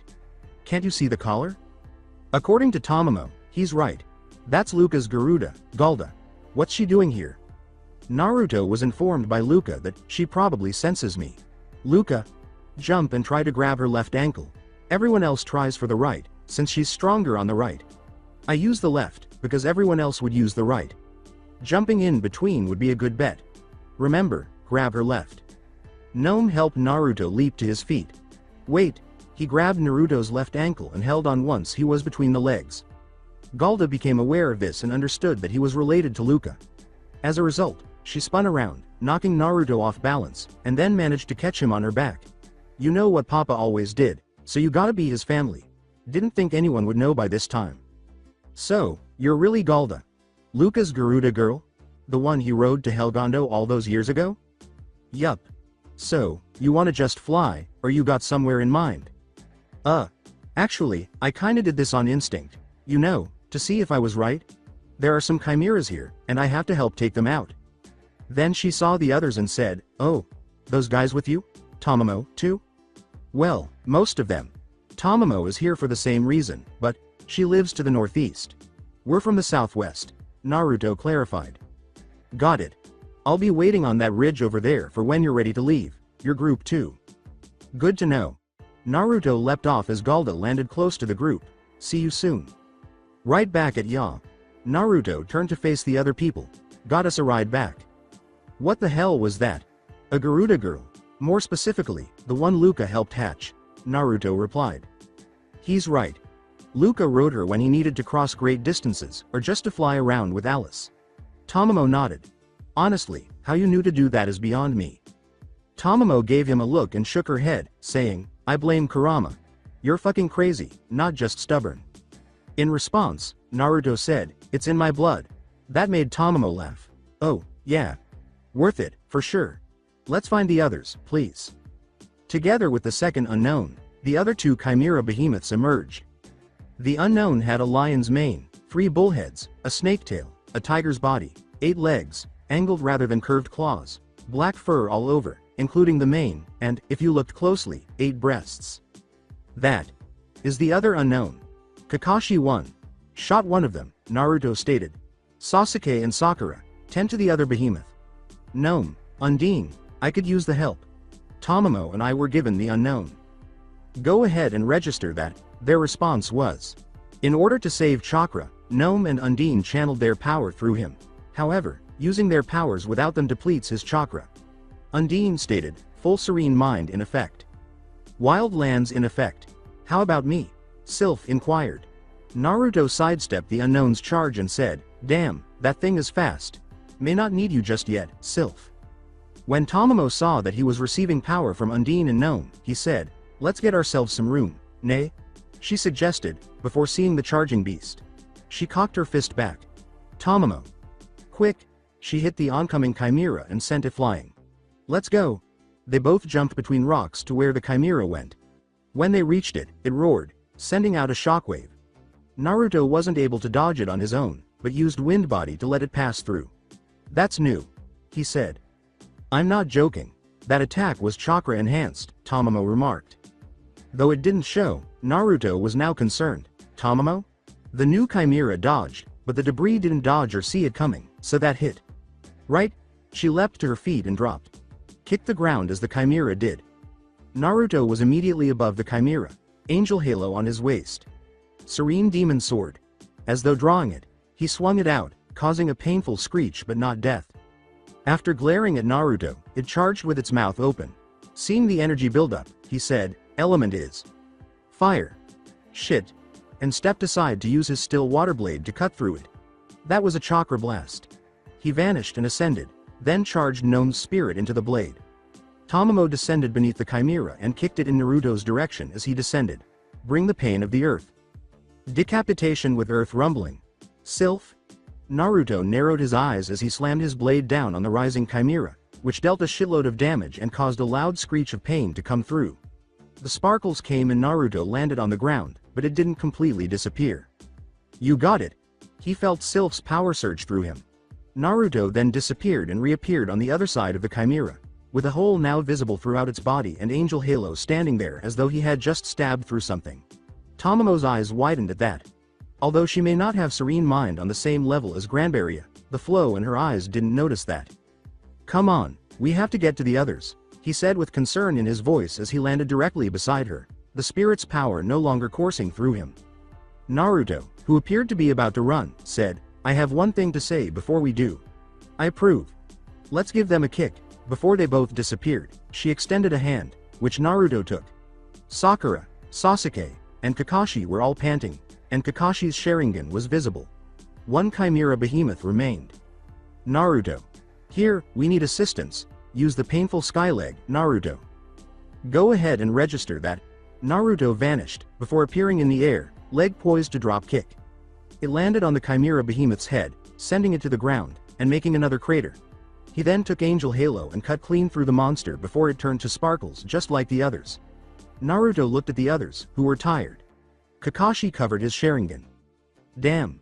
Despite knowing about these things, his voice was pained as he said, there's still a pain. Sasuke continued, no kidding. Really, how did Luka deal with these idiots? Before they could all hear applause, Naruto explained, years of practice and experience. Tomoe's blood ran cold when they turned and saw this person. Magnificent. It was a woman with red hair, black clothes, and a white lab coat. She was truly amazing. Both Tomoe and Naruto snarled, Promese. Who else? Behind her, the black feathered wings materialized. I've had to go alone ever since you vanquished Elias. I have been waiting for years. Looking for a new job. And I discovered one. Actually, two, she said. Are you not going to murder us? Tomoe pointed out, prepared to engage in combat. Not just yet. As I can't tell which one is the Jinchuriki, and none of you fit the description of the current 9, she said, pointing to Sakura, because my new employer has called dibs on the Jinchuriki. This caught everyone's attention. Awaken, monster. Sakura fell to her knees, saying, fuck, Sakura. Farewell, fools. Promese laughed ominously and then disappeared, as though she had never been there in the first place. Before her whole body was covered, Sakura glowed a dark purple, and Naruto and Sasuke were prepared with their swords. Tomoe remarked, wait, let me handle this one. What are your plans? Naruto inquired.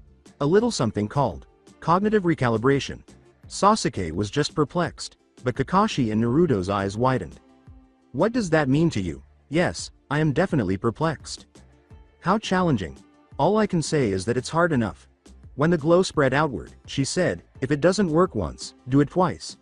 Tomoe's eyes widened as she said, shit. Not good. So not good. Kakashi, if Naruto is out of control, then you hit Sasuke.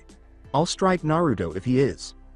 With his eyes closed and his breathing normal, Naruto, who had gained 9 tails, was left glowing, his whisker marks still visible, his eyes slid but still blue, and his red fur with golden yellow stripes down it. What the hell just happened? The back of his hair also lengthened a bit, down to his shoulders, Angel Halo in his hand. Then, he felt something emanating from his back. He looked behind him, and his jaw dropped. Angel wings. Fox. Angel. Human hybrid, he said, feeling the top of his head and realizing his ears were still in the same spot. Sweet. He glanced at Sasuke, whose radiance simply vanished. When he looked at Naruto, he growled, and both Tomoe and Naruto saw that he had a single black furred wolf tail, wolf ears, and coal. Black eyes that had been transformed into dark gold eyes with wolf slits. He also had 2 whisker marks on each cheek, and the hair on his head had grown to his mid-back. Just behind him, Kakashi struck him hard in the head, causing Sasuke to collapse to the ground before his wings spread out and he let out a moan. What? Tomoe struck him in the nose, causing him to lose consciousness. Kakashi gave her a look and said, what? Sakura's glow vanished, and she displayed a new form that Tomoe didn't recognize. Her skin and hair color remained the same, and her eyes changed from a single vertical slit to an X shape. She also grew to a height of 5 feet 8 inches and appeared to have aged somewhat. Her clothes were mostly torn, and her chest slightly grew, moving from an A cup to a C cup. Snakes appeared to curl around her body, and she had a single pair of wings behind her. Like her legs, her arms also gained some muscle, but not much. From a distance, a civilian would think her skin was perfect. The skin is scaled, though, as anyone who looked closely or used a Sharingan would see. She also had a reptilian tail with scales. At first, she didn't appear to glance at the others. After that, she licked her lips and turned to face Naruto. After merely staring at her, Naruto sent out 3 times as much killing intent as he had when the girl attempted to niche his ocarina. After a brief moment of hesitation, Sakura strode in his direction. Unaccustomed to her new equilibrium, Tomoe struck her in the back of her head, causing the snakes to hiss and toppling her. She gazed at Naruto, who shook his head and used the earth-infused power in his heel to dropkick her nose. The snakes hissed as she conked out, then faltered and slithered away at his glare. Tomoe said, "Dropkick with earth," to which Naruto replied, "Painful skyleg without the airtime." Only works on a downed opponent, though. Fits the situation, doesn't it?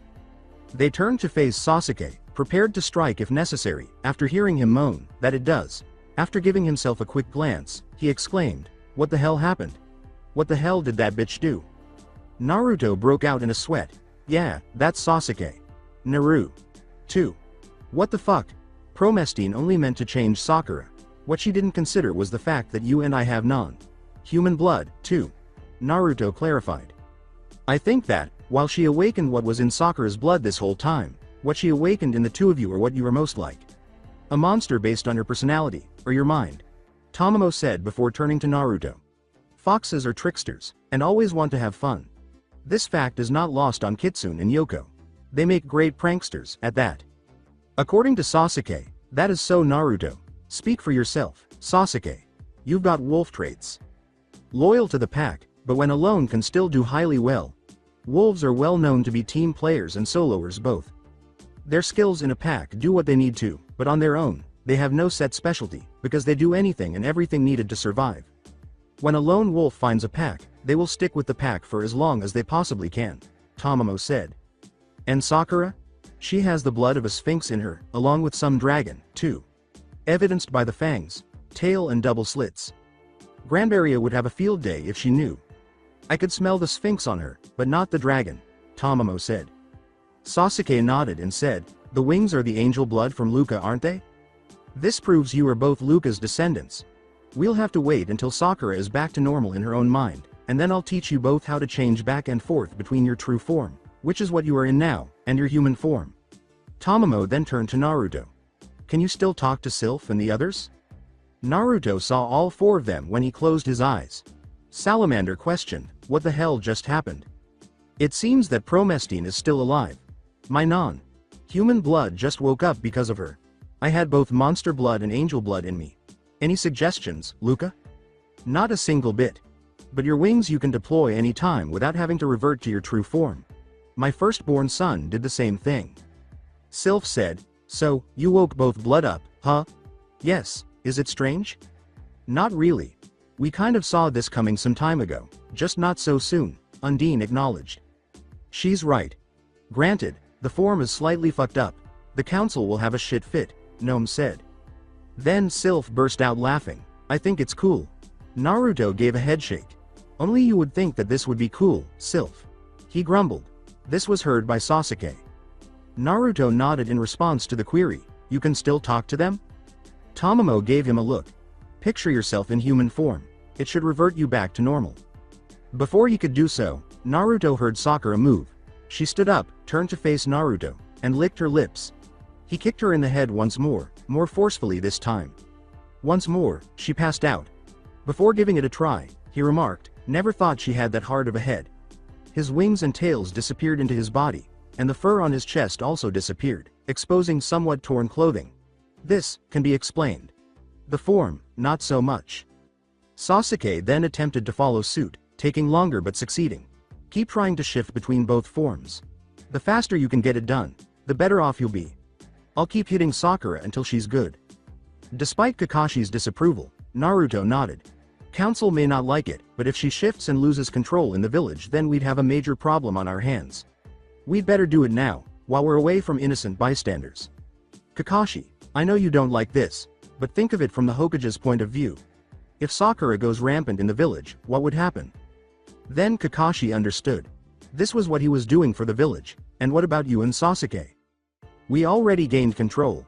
Odds are, we won't lose it unless we get too emotional. After that, Naruto sat down on a rock and attempted to change between the following forms in order: human, angel, human, fox, angel, human, fox, angel, before beginning anew. He kept doing that until he was able to switch between each form almost instantly and flawlessly. Observing the pattern, Sasuke attempted the same action. Sakura was knocked unconscious a good 17 times during the hour-long event. Then Kakashi raised his voice. "I'll go search for the ones that were taken." Tomoe answered, "No worries here. Just somewhat bored." Naruto and Sasuke were still practicing their shifting rhythm. Just hitting her doesn't seem right. Next one is getting charged with earth. A lot of it. Just try not to kill her. She answered, "If that happens, I can revive her." After shedding a few tears, Kakashi went to find the others. When he eventually located them, they were all unconscious and hardly dressed. He gave them fur garments from Naruto's fur scroll after waking them all up. Kakashi was thankful but did not know why his student had them. He led them all out and to the 4 people who were already outside after they had all been dressed. Found the kids. "Naruto, I have no idea why you had fur clothing, but I'll drop it for now." Naruto opened his eyes and saw that Kakashi had already transformed into an angel. The shift was already at 22 seconds for him. All of the kids gazed at him in wonder. "If you must know, those are what I wore years ago, or when I had to do laundry later on. I always felt closer to nature with them, and the ones I had with me were all clean. Originally, I was questioning my own sanity when I decided to bring them, but apparently, doing so was a good idea." He glanced at the children and thrust his wings into his abdomen. He said, "They all fit okay?" The children gave a nod. He threw Kakashi a tiny red pill and said, "That's good. Take it," and led them down. "Tell the mayor we'll be staying up here for now. Watch over Hana, and take her home via the land route when her ninkin can make the journey. You'll have to meet us just outside the sensory barrier on the north edge of the village. You're an elite Junin, so I know I can count on you if something happens. As long as Tomoe is here, I'm not worried." After giving it some thought, Kakashi nodded. "Good luck getting back. If we're not at the north edge of the barrier when you get there, go ahead in and tell Hokage Sama that we stayed behind due to circumstances that will be explained in my own report." Naruto replied with a wink. Sakura was still a little feral when she woke up again 2 minutes after Kakashi had led the children away. Following her instructions, Tomoe struck her head with such force that she flew into a nearby cliff, causing it to collapse on top of her. After noticing this, Naruto shook his head. "I'm gonna get back to shifting." After that, Tomoe moved the rocks, exposing Sakura's form, which was bruised, beaten, and more worn out. Naruto reduced the shift time to 4 seconds each, and it took her a good half-hour to wake up. His had been reduced to 6 seconds per shift by Sasuke. This time, Sakura moaned as she awoke. When her vision cleared, she saw Tomoe poised to strike her. "What hit me?" she asked. "Tomoe. What happened?" She became a little less vigilant when she realized Sakura was no longer feral. "Good. You're back to normal. Mostly." Sakura gave her a perplexed look. "I was knocked out by those chimeras, wasn't I?" "Nope. Me?" Sakura asked. "Huh?" Before realizing that Naruto and Sasuke weren't like the others. She was almost in a panic. What happened?" she exclaimed. "Promese happened. She woke up your monster blood. You've got a hard-ass head," Tomoe stated to her. "As to why, just check yourself out." Sakura almost screamed as she did that. What the hell? How the hell did I have this in my blood?" Both Naruto and Sasuke gazed at her. Naruto informed her, "You had monster blood. Sphinx and dragon, at that. I sent Kakashi ahead with the kids that were taken. Sasuke and I had our non-human blood awakened. Whatever Promese did to you, she didn't take one thing into account.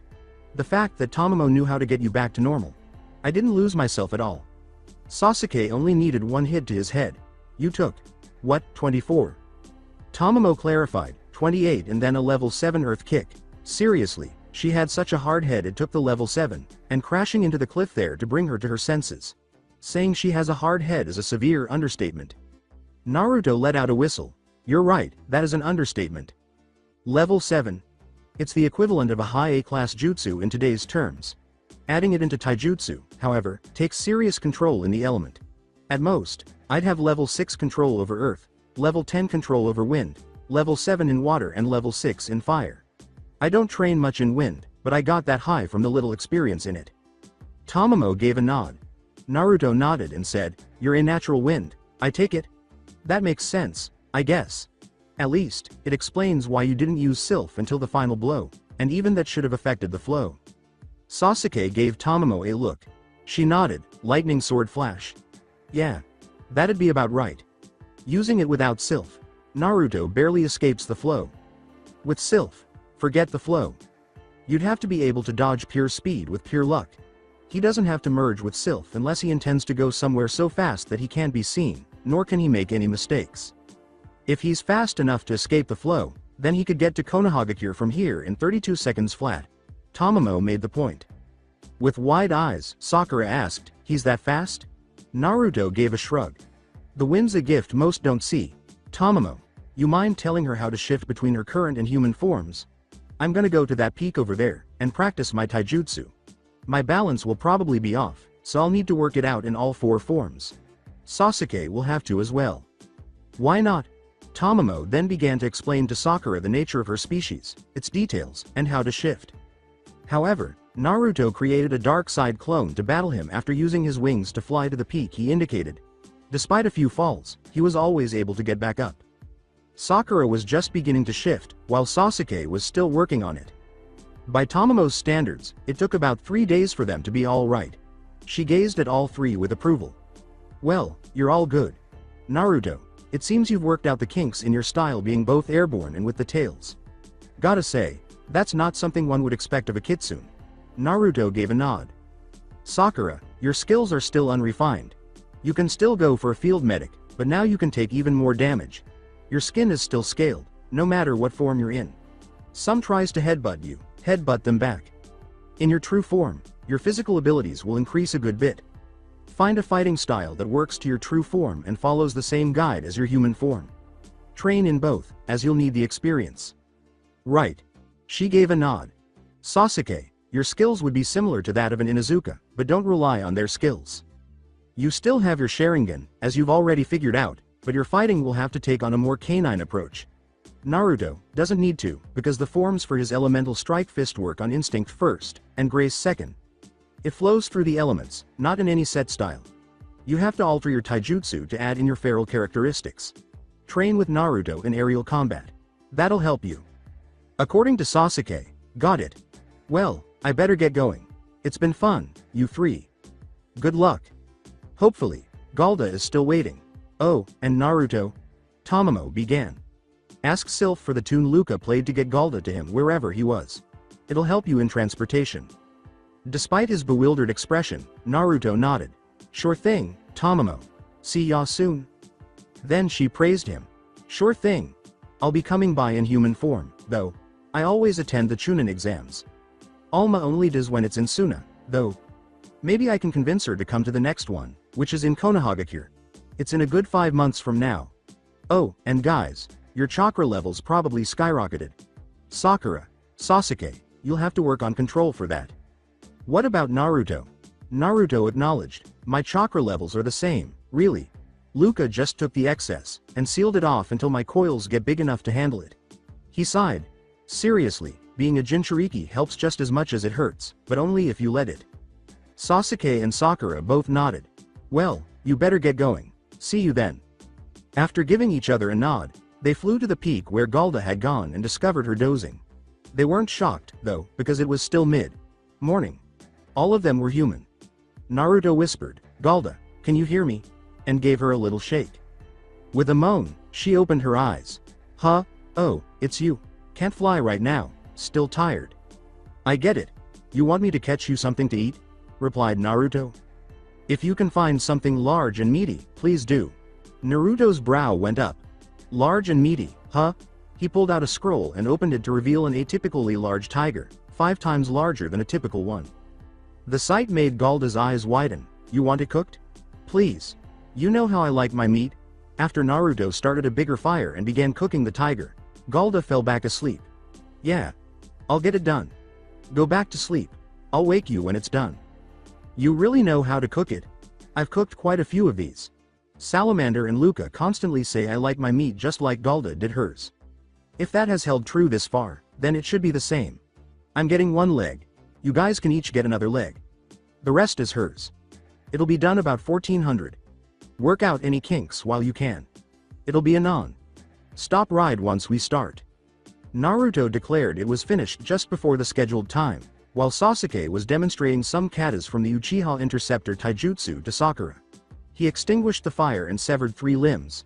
When someone said, "Hey, Galda, food's ready," the eyes snapped open. The tiger was on a stone spike, which Naruto removed and placed in front of Galda. "That's your portion. Sal told me you eat a lot. We'll do just fine with a leg each. Eat up."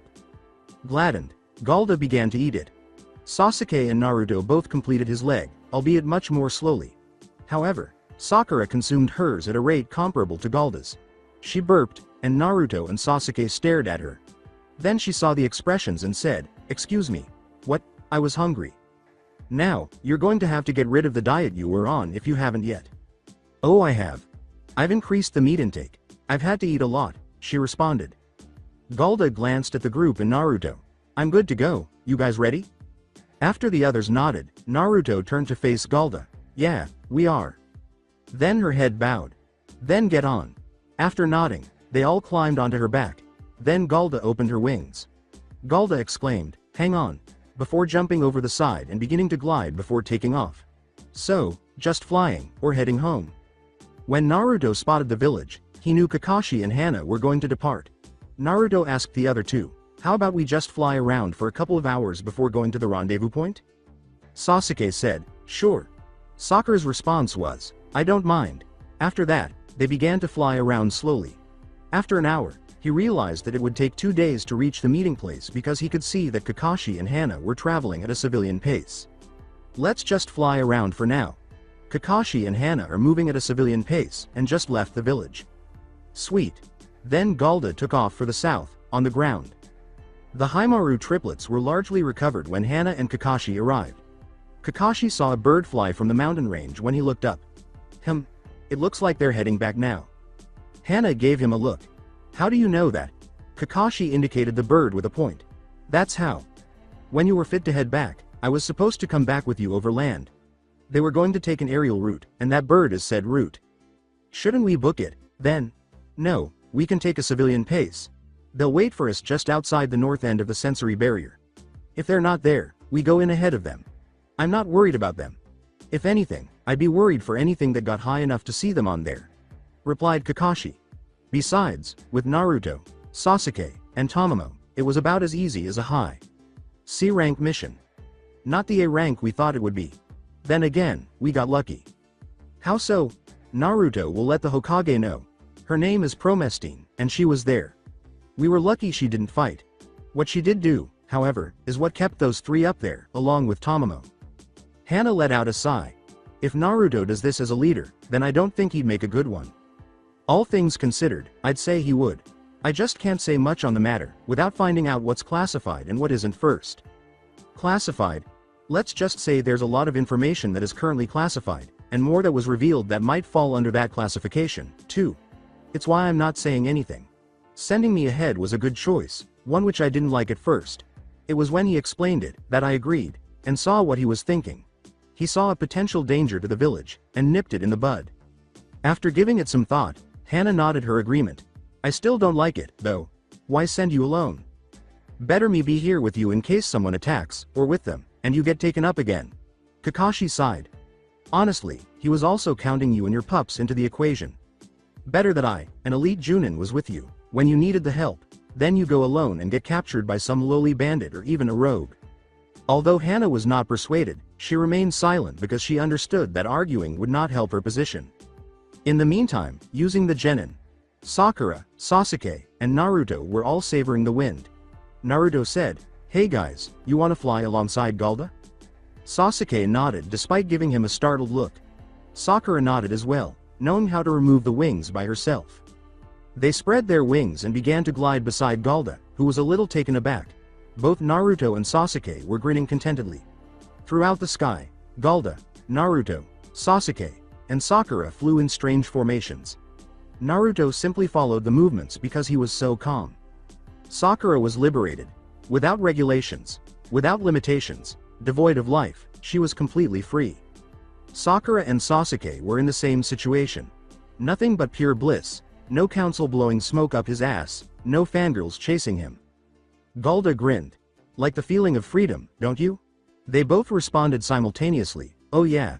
What do you say we go for a little test run? Break in your wings, in case you haven't yet. The others nodded as Naruto turned to face them. Why not? Galda led them through a series of intricate maneuvers and aerial tricks before saying, then listen to my instructions, and be free.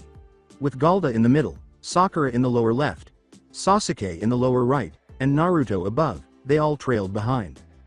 Galda watched as they flew around, doing the instructions first, then doing them on their own.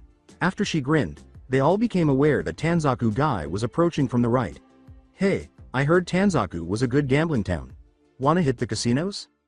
Sasuke's answer was, I don't gamble. Sakura said, aren't we a little young for that? Sakura, there's an old saying in the shinobi world. Old enough to kill, old enough to do whatever the heart desires. We're effectively adults. We can drink, gamble, and fuck like rabbits in heat if we wanted to. Naruto stated to them both. Sakura replied, nah, I'd rather keep flying. It just feels so good, feeling the wind flow through my hair. I feel so free. Sasuke said, same here. Meet you at the rendezvous point? Fine.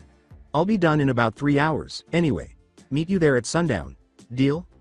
Their answer was, deal. After landing on the roof of the castle close to the city, Naruto's wings returned to his body. After that, he leapt to the ground and entered several casinos with little money. Just 300 Ryu. In every game he played, he outlasted the dealer. He always prevailed no matter what he did. After that, the owner chose to play him. Naruto said he could wager the deed as the owner was nearing the end of his life. When he did, the man lost. The casino's deed was now in Naruto's possession. Since he needed to get going quickly, he made a few adjustments and left the man in charge. In the 3 hours he had left, he earned a solid 4 million Ryu by doing the same to another casino. He also spent an additional hour finding food.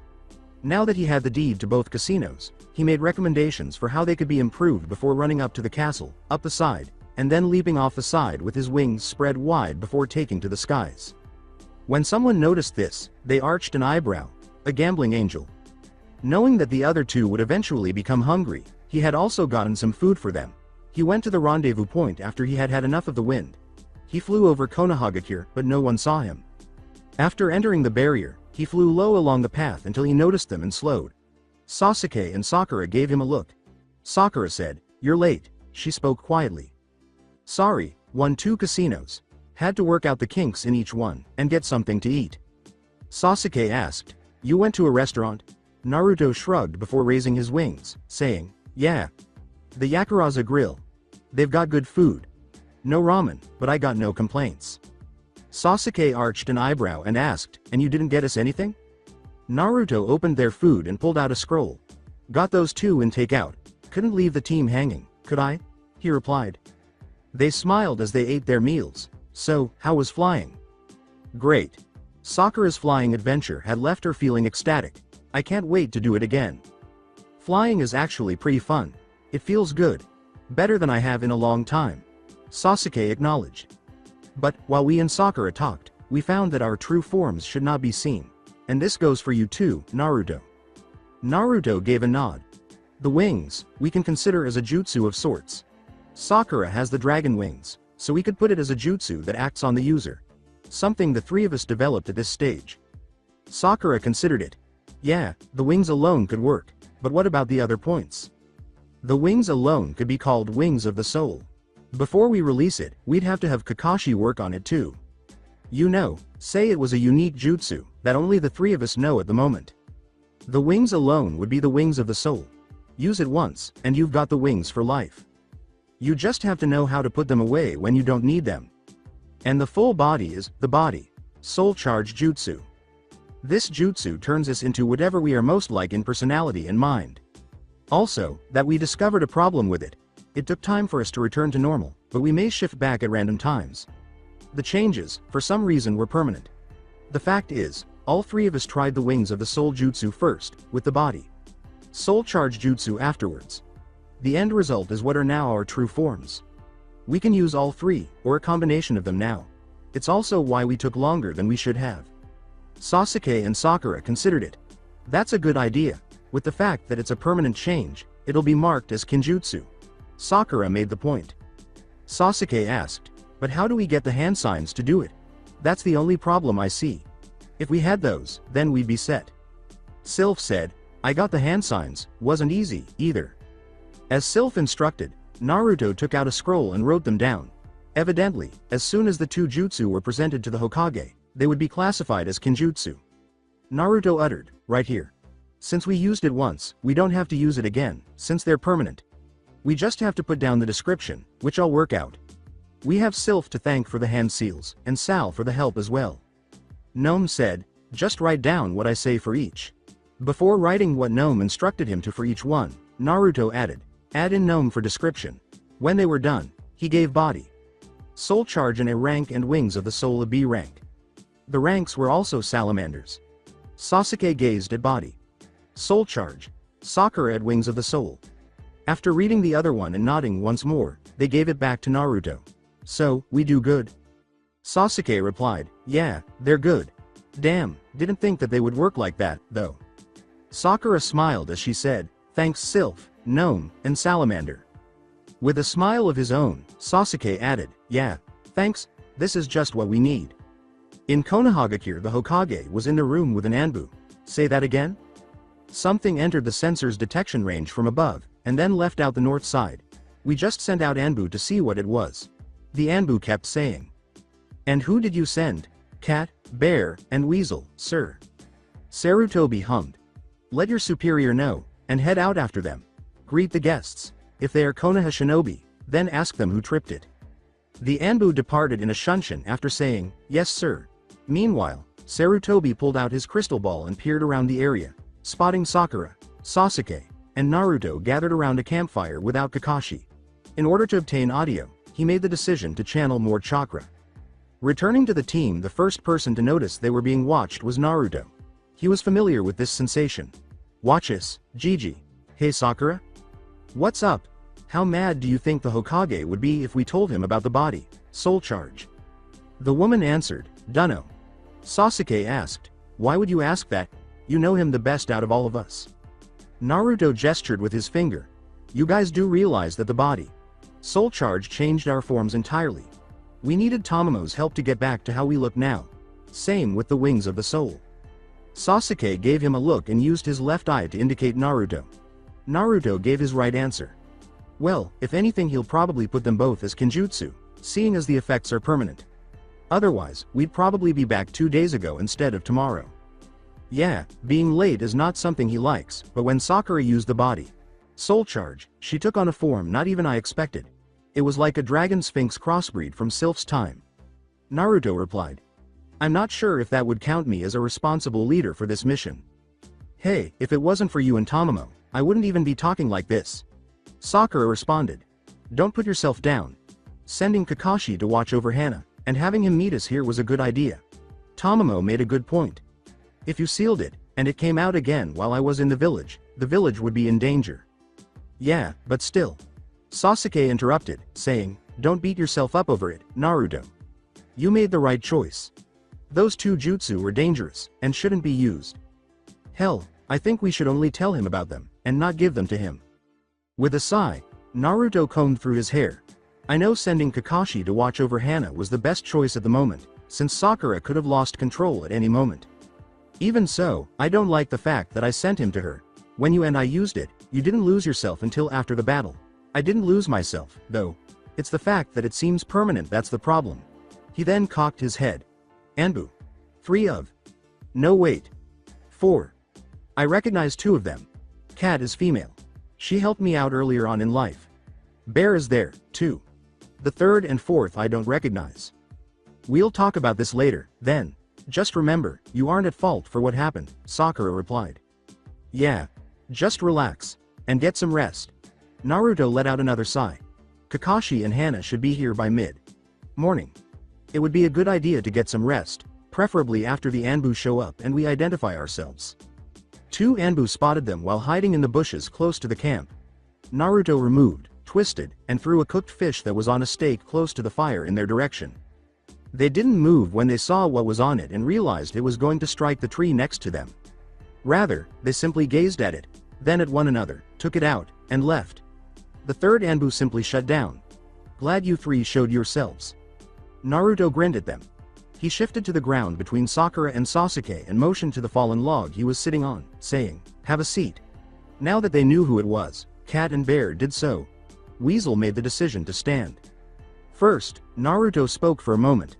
"I take it you're here to find out what caused the disturbance in the sensory field around the village." Cat replied, "Yes, we are." Cat assured Weasel, "I know he's the real deal. There's no way to fake being him. So, Naruto, you know what happened." "Yeah. I got carried away and flew in from the south," Naruto replied. Cat said, "Last I checked, you couldn't fly." The others nodded as Naruto turned to face them. "There is a jutsu that Sasuke, Sakura and myself used. It gives us workable wings that we can fly with, along with another. Both jutsu are still being tested, but before any of us can teach you, we have to let the Hokage know. We kind of used the second one on the mission we're returning from. It's the reason we didn't come back 2 days ago. Being in charge of the mission, which I still question, I had Kakashi head to the only survivor of the first time Konoha Shinobi went up there. I will be putting the full story in the report I know Hokage. Sama is going to want numbers, what came of it, and how it was resolved. The 2 jutsu will be given separate from the mission report, being a different matter entirely." Naruto looked down at his hands. "Honestly, I don't know if I did any good, regardless of the fact that Sakura and Sasuke tell me I did. Mind telling me the names of these jutsu, and what they do?" asked Cat. Then Naruto turned to look behind them. "When the 4th Anbu, who just arrived, comes out, sure. Though, one of them is not going to be released. It's part of the trouble we had up there that kept us. The moment I show it to the Hokage, I know he'd mark it as kinjutsu." The ANBUs exchanged glances before a 4th, this one in a rat mask, emerged from behind them and stood beside Cat. Then Naruto threw the wing of the soul scroll to Cat. "That is the safer one. Only downside is, the effects are permanent." Cat was taken aback when she opened it. She glanced at the genin and asked, "Wings of the soul, show us." Naruto turned to face the other people. Before his angel wings appeared, Naruto remarked, "Being as we used it once, apparently, we don't have to again. We just had to learn how to hide them, and bring them out." Both Sakura's and Sasuke's wings emerged. Naruto stated solemnly, "All 3 of us used both jutsu. The other one is being given to the Hokage, hopefully to lock it up tight. If you're unprepared, or doing so on instinct, when you use the other one, it's possible to go out of control and attack everyone in sight, and everything you see. It's what happened to Sakura. She used it on instinct, while not being able to contain and control the power influx of the body. Soul charge." He took out the jutsu scroll. "This jutsu is going to the Hokage directly. I can't trust anyone with it after what I saw it do." Cat asked, "What did it do to cause that much instability?" "No jutsu I know of would do that." "The body. Soul charge brings out what the soul is like. Your mind and personality are given form and transforms you physically. If your mind can't handle the influx of power, for whatever reason, you'll go berserk, and start attacking randomly. There is no friend or foe. You're a mindless beast. That's what I saw. Sasuke and I may have used it, but we didn't go berserk. Sakura used it and she did. It took 2 hours to bring her to her senses, and multiple hits to the head." Naruto clarified. "It's dangerous to perform, and it's a lot better if this jutsu was simply forgotten." After giving him a brief glance, Cat nodded. "You're probably right on that." Rat cleared his throat. "Since you're obviously Konoha Shinobi, I'll need your name, rank, and ID." Sakura put her wings away and went first. Sakura Haruno, Genin, ID number 012601. Naruto Uzumaki, Genin, ID number 012607. Sasuke Uchiha, Genin, ID number 012606. Rat nodded, double. Checking each one. "Where is your sensei?" Naruto glanced behind him. "I told him to meet us here with Hana and Izuka. At the rate they were moving, they'll be here mid-morning tomorrow. From there, we'll head into the village to check in, and give our reports to the Hokage." Cat kept an eye out and used her senses to see if he would be correct. Though the wording suggested they were probably traveling at a civilian pace, it was closer than he claimed. He's right. At a civilian's pace, they would be here about that time, if they left at sunrise. Naruto gave that a nod. That's the rate they were moving today. The three of us were fine, and we could handle anything this forest would throw at us. I'd know if there were a rogue coming this way, and hide us from them.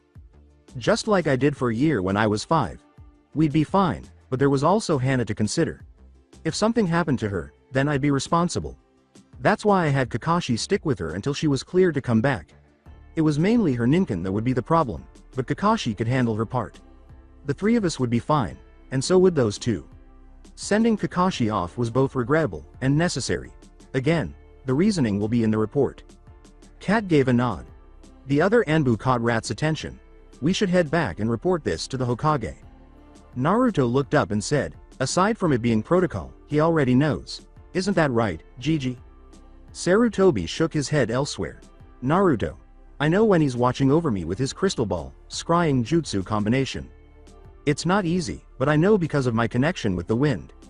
There's a slight disturbance in the wind where he watches from.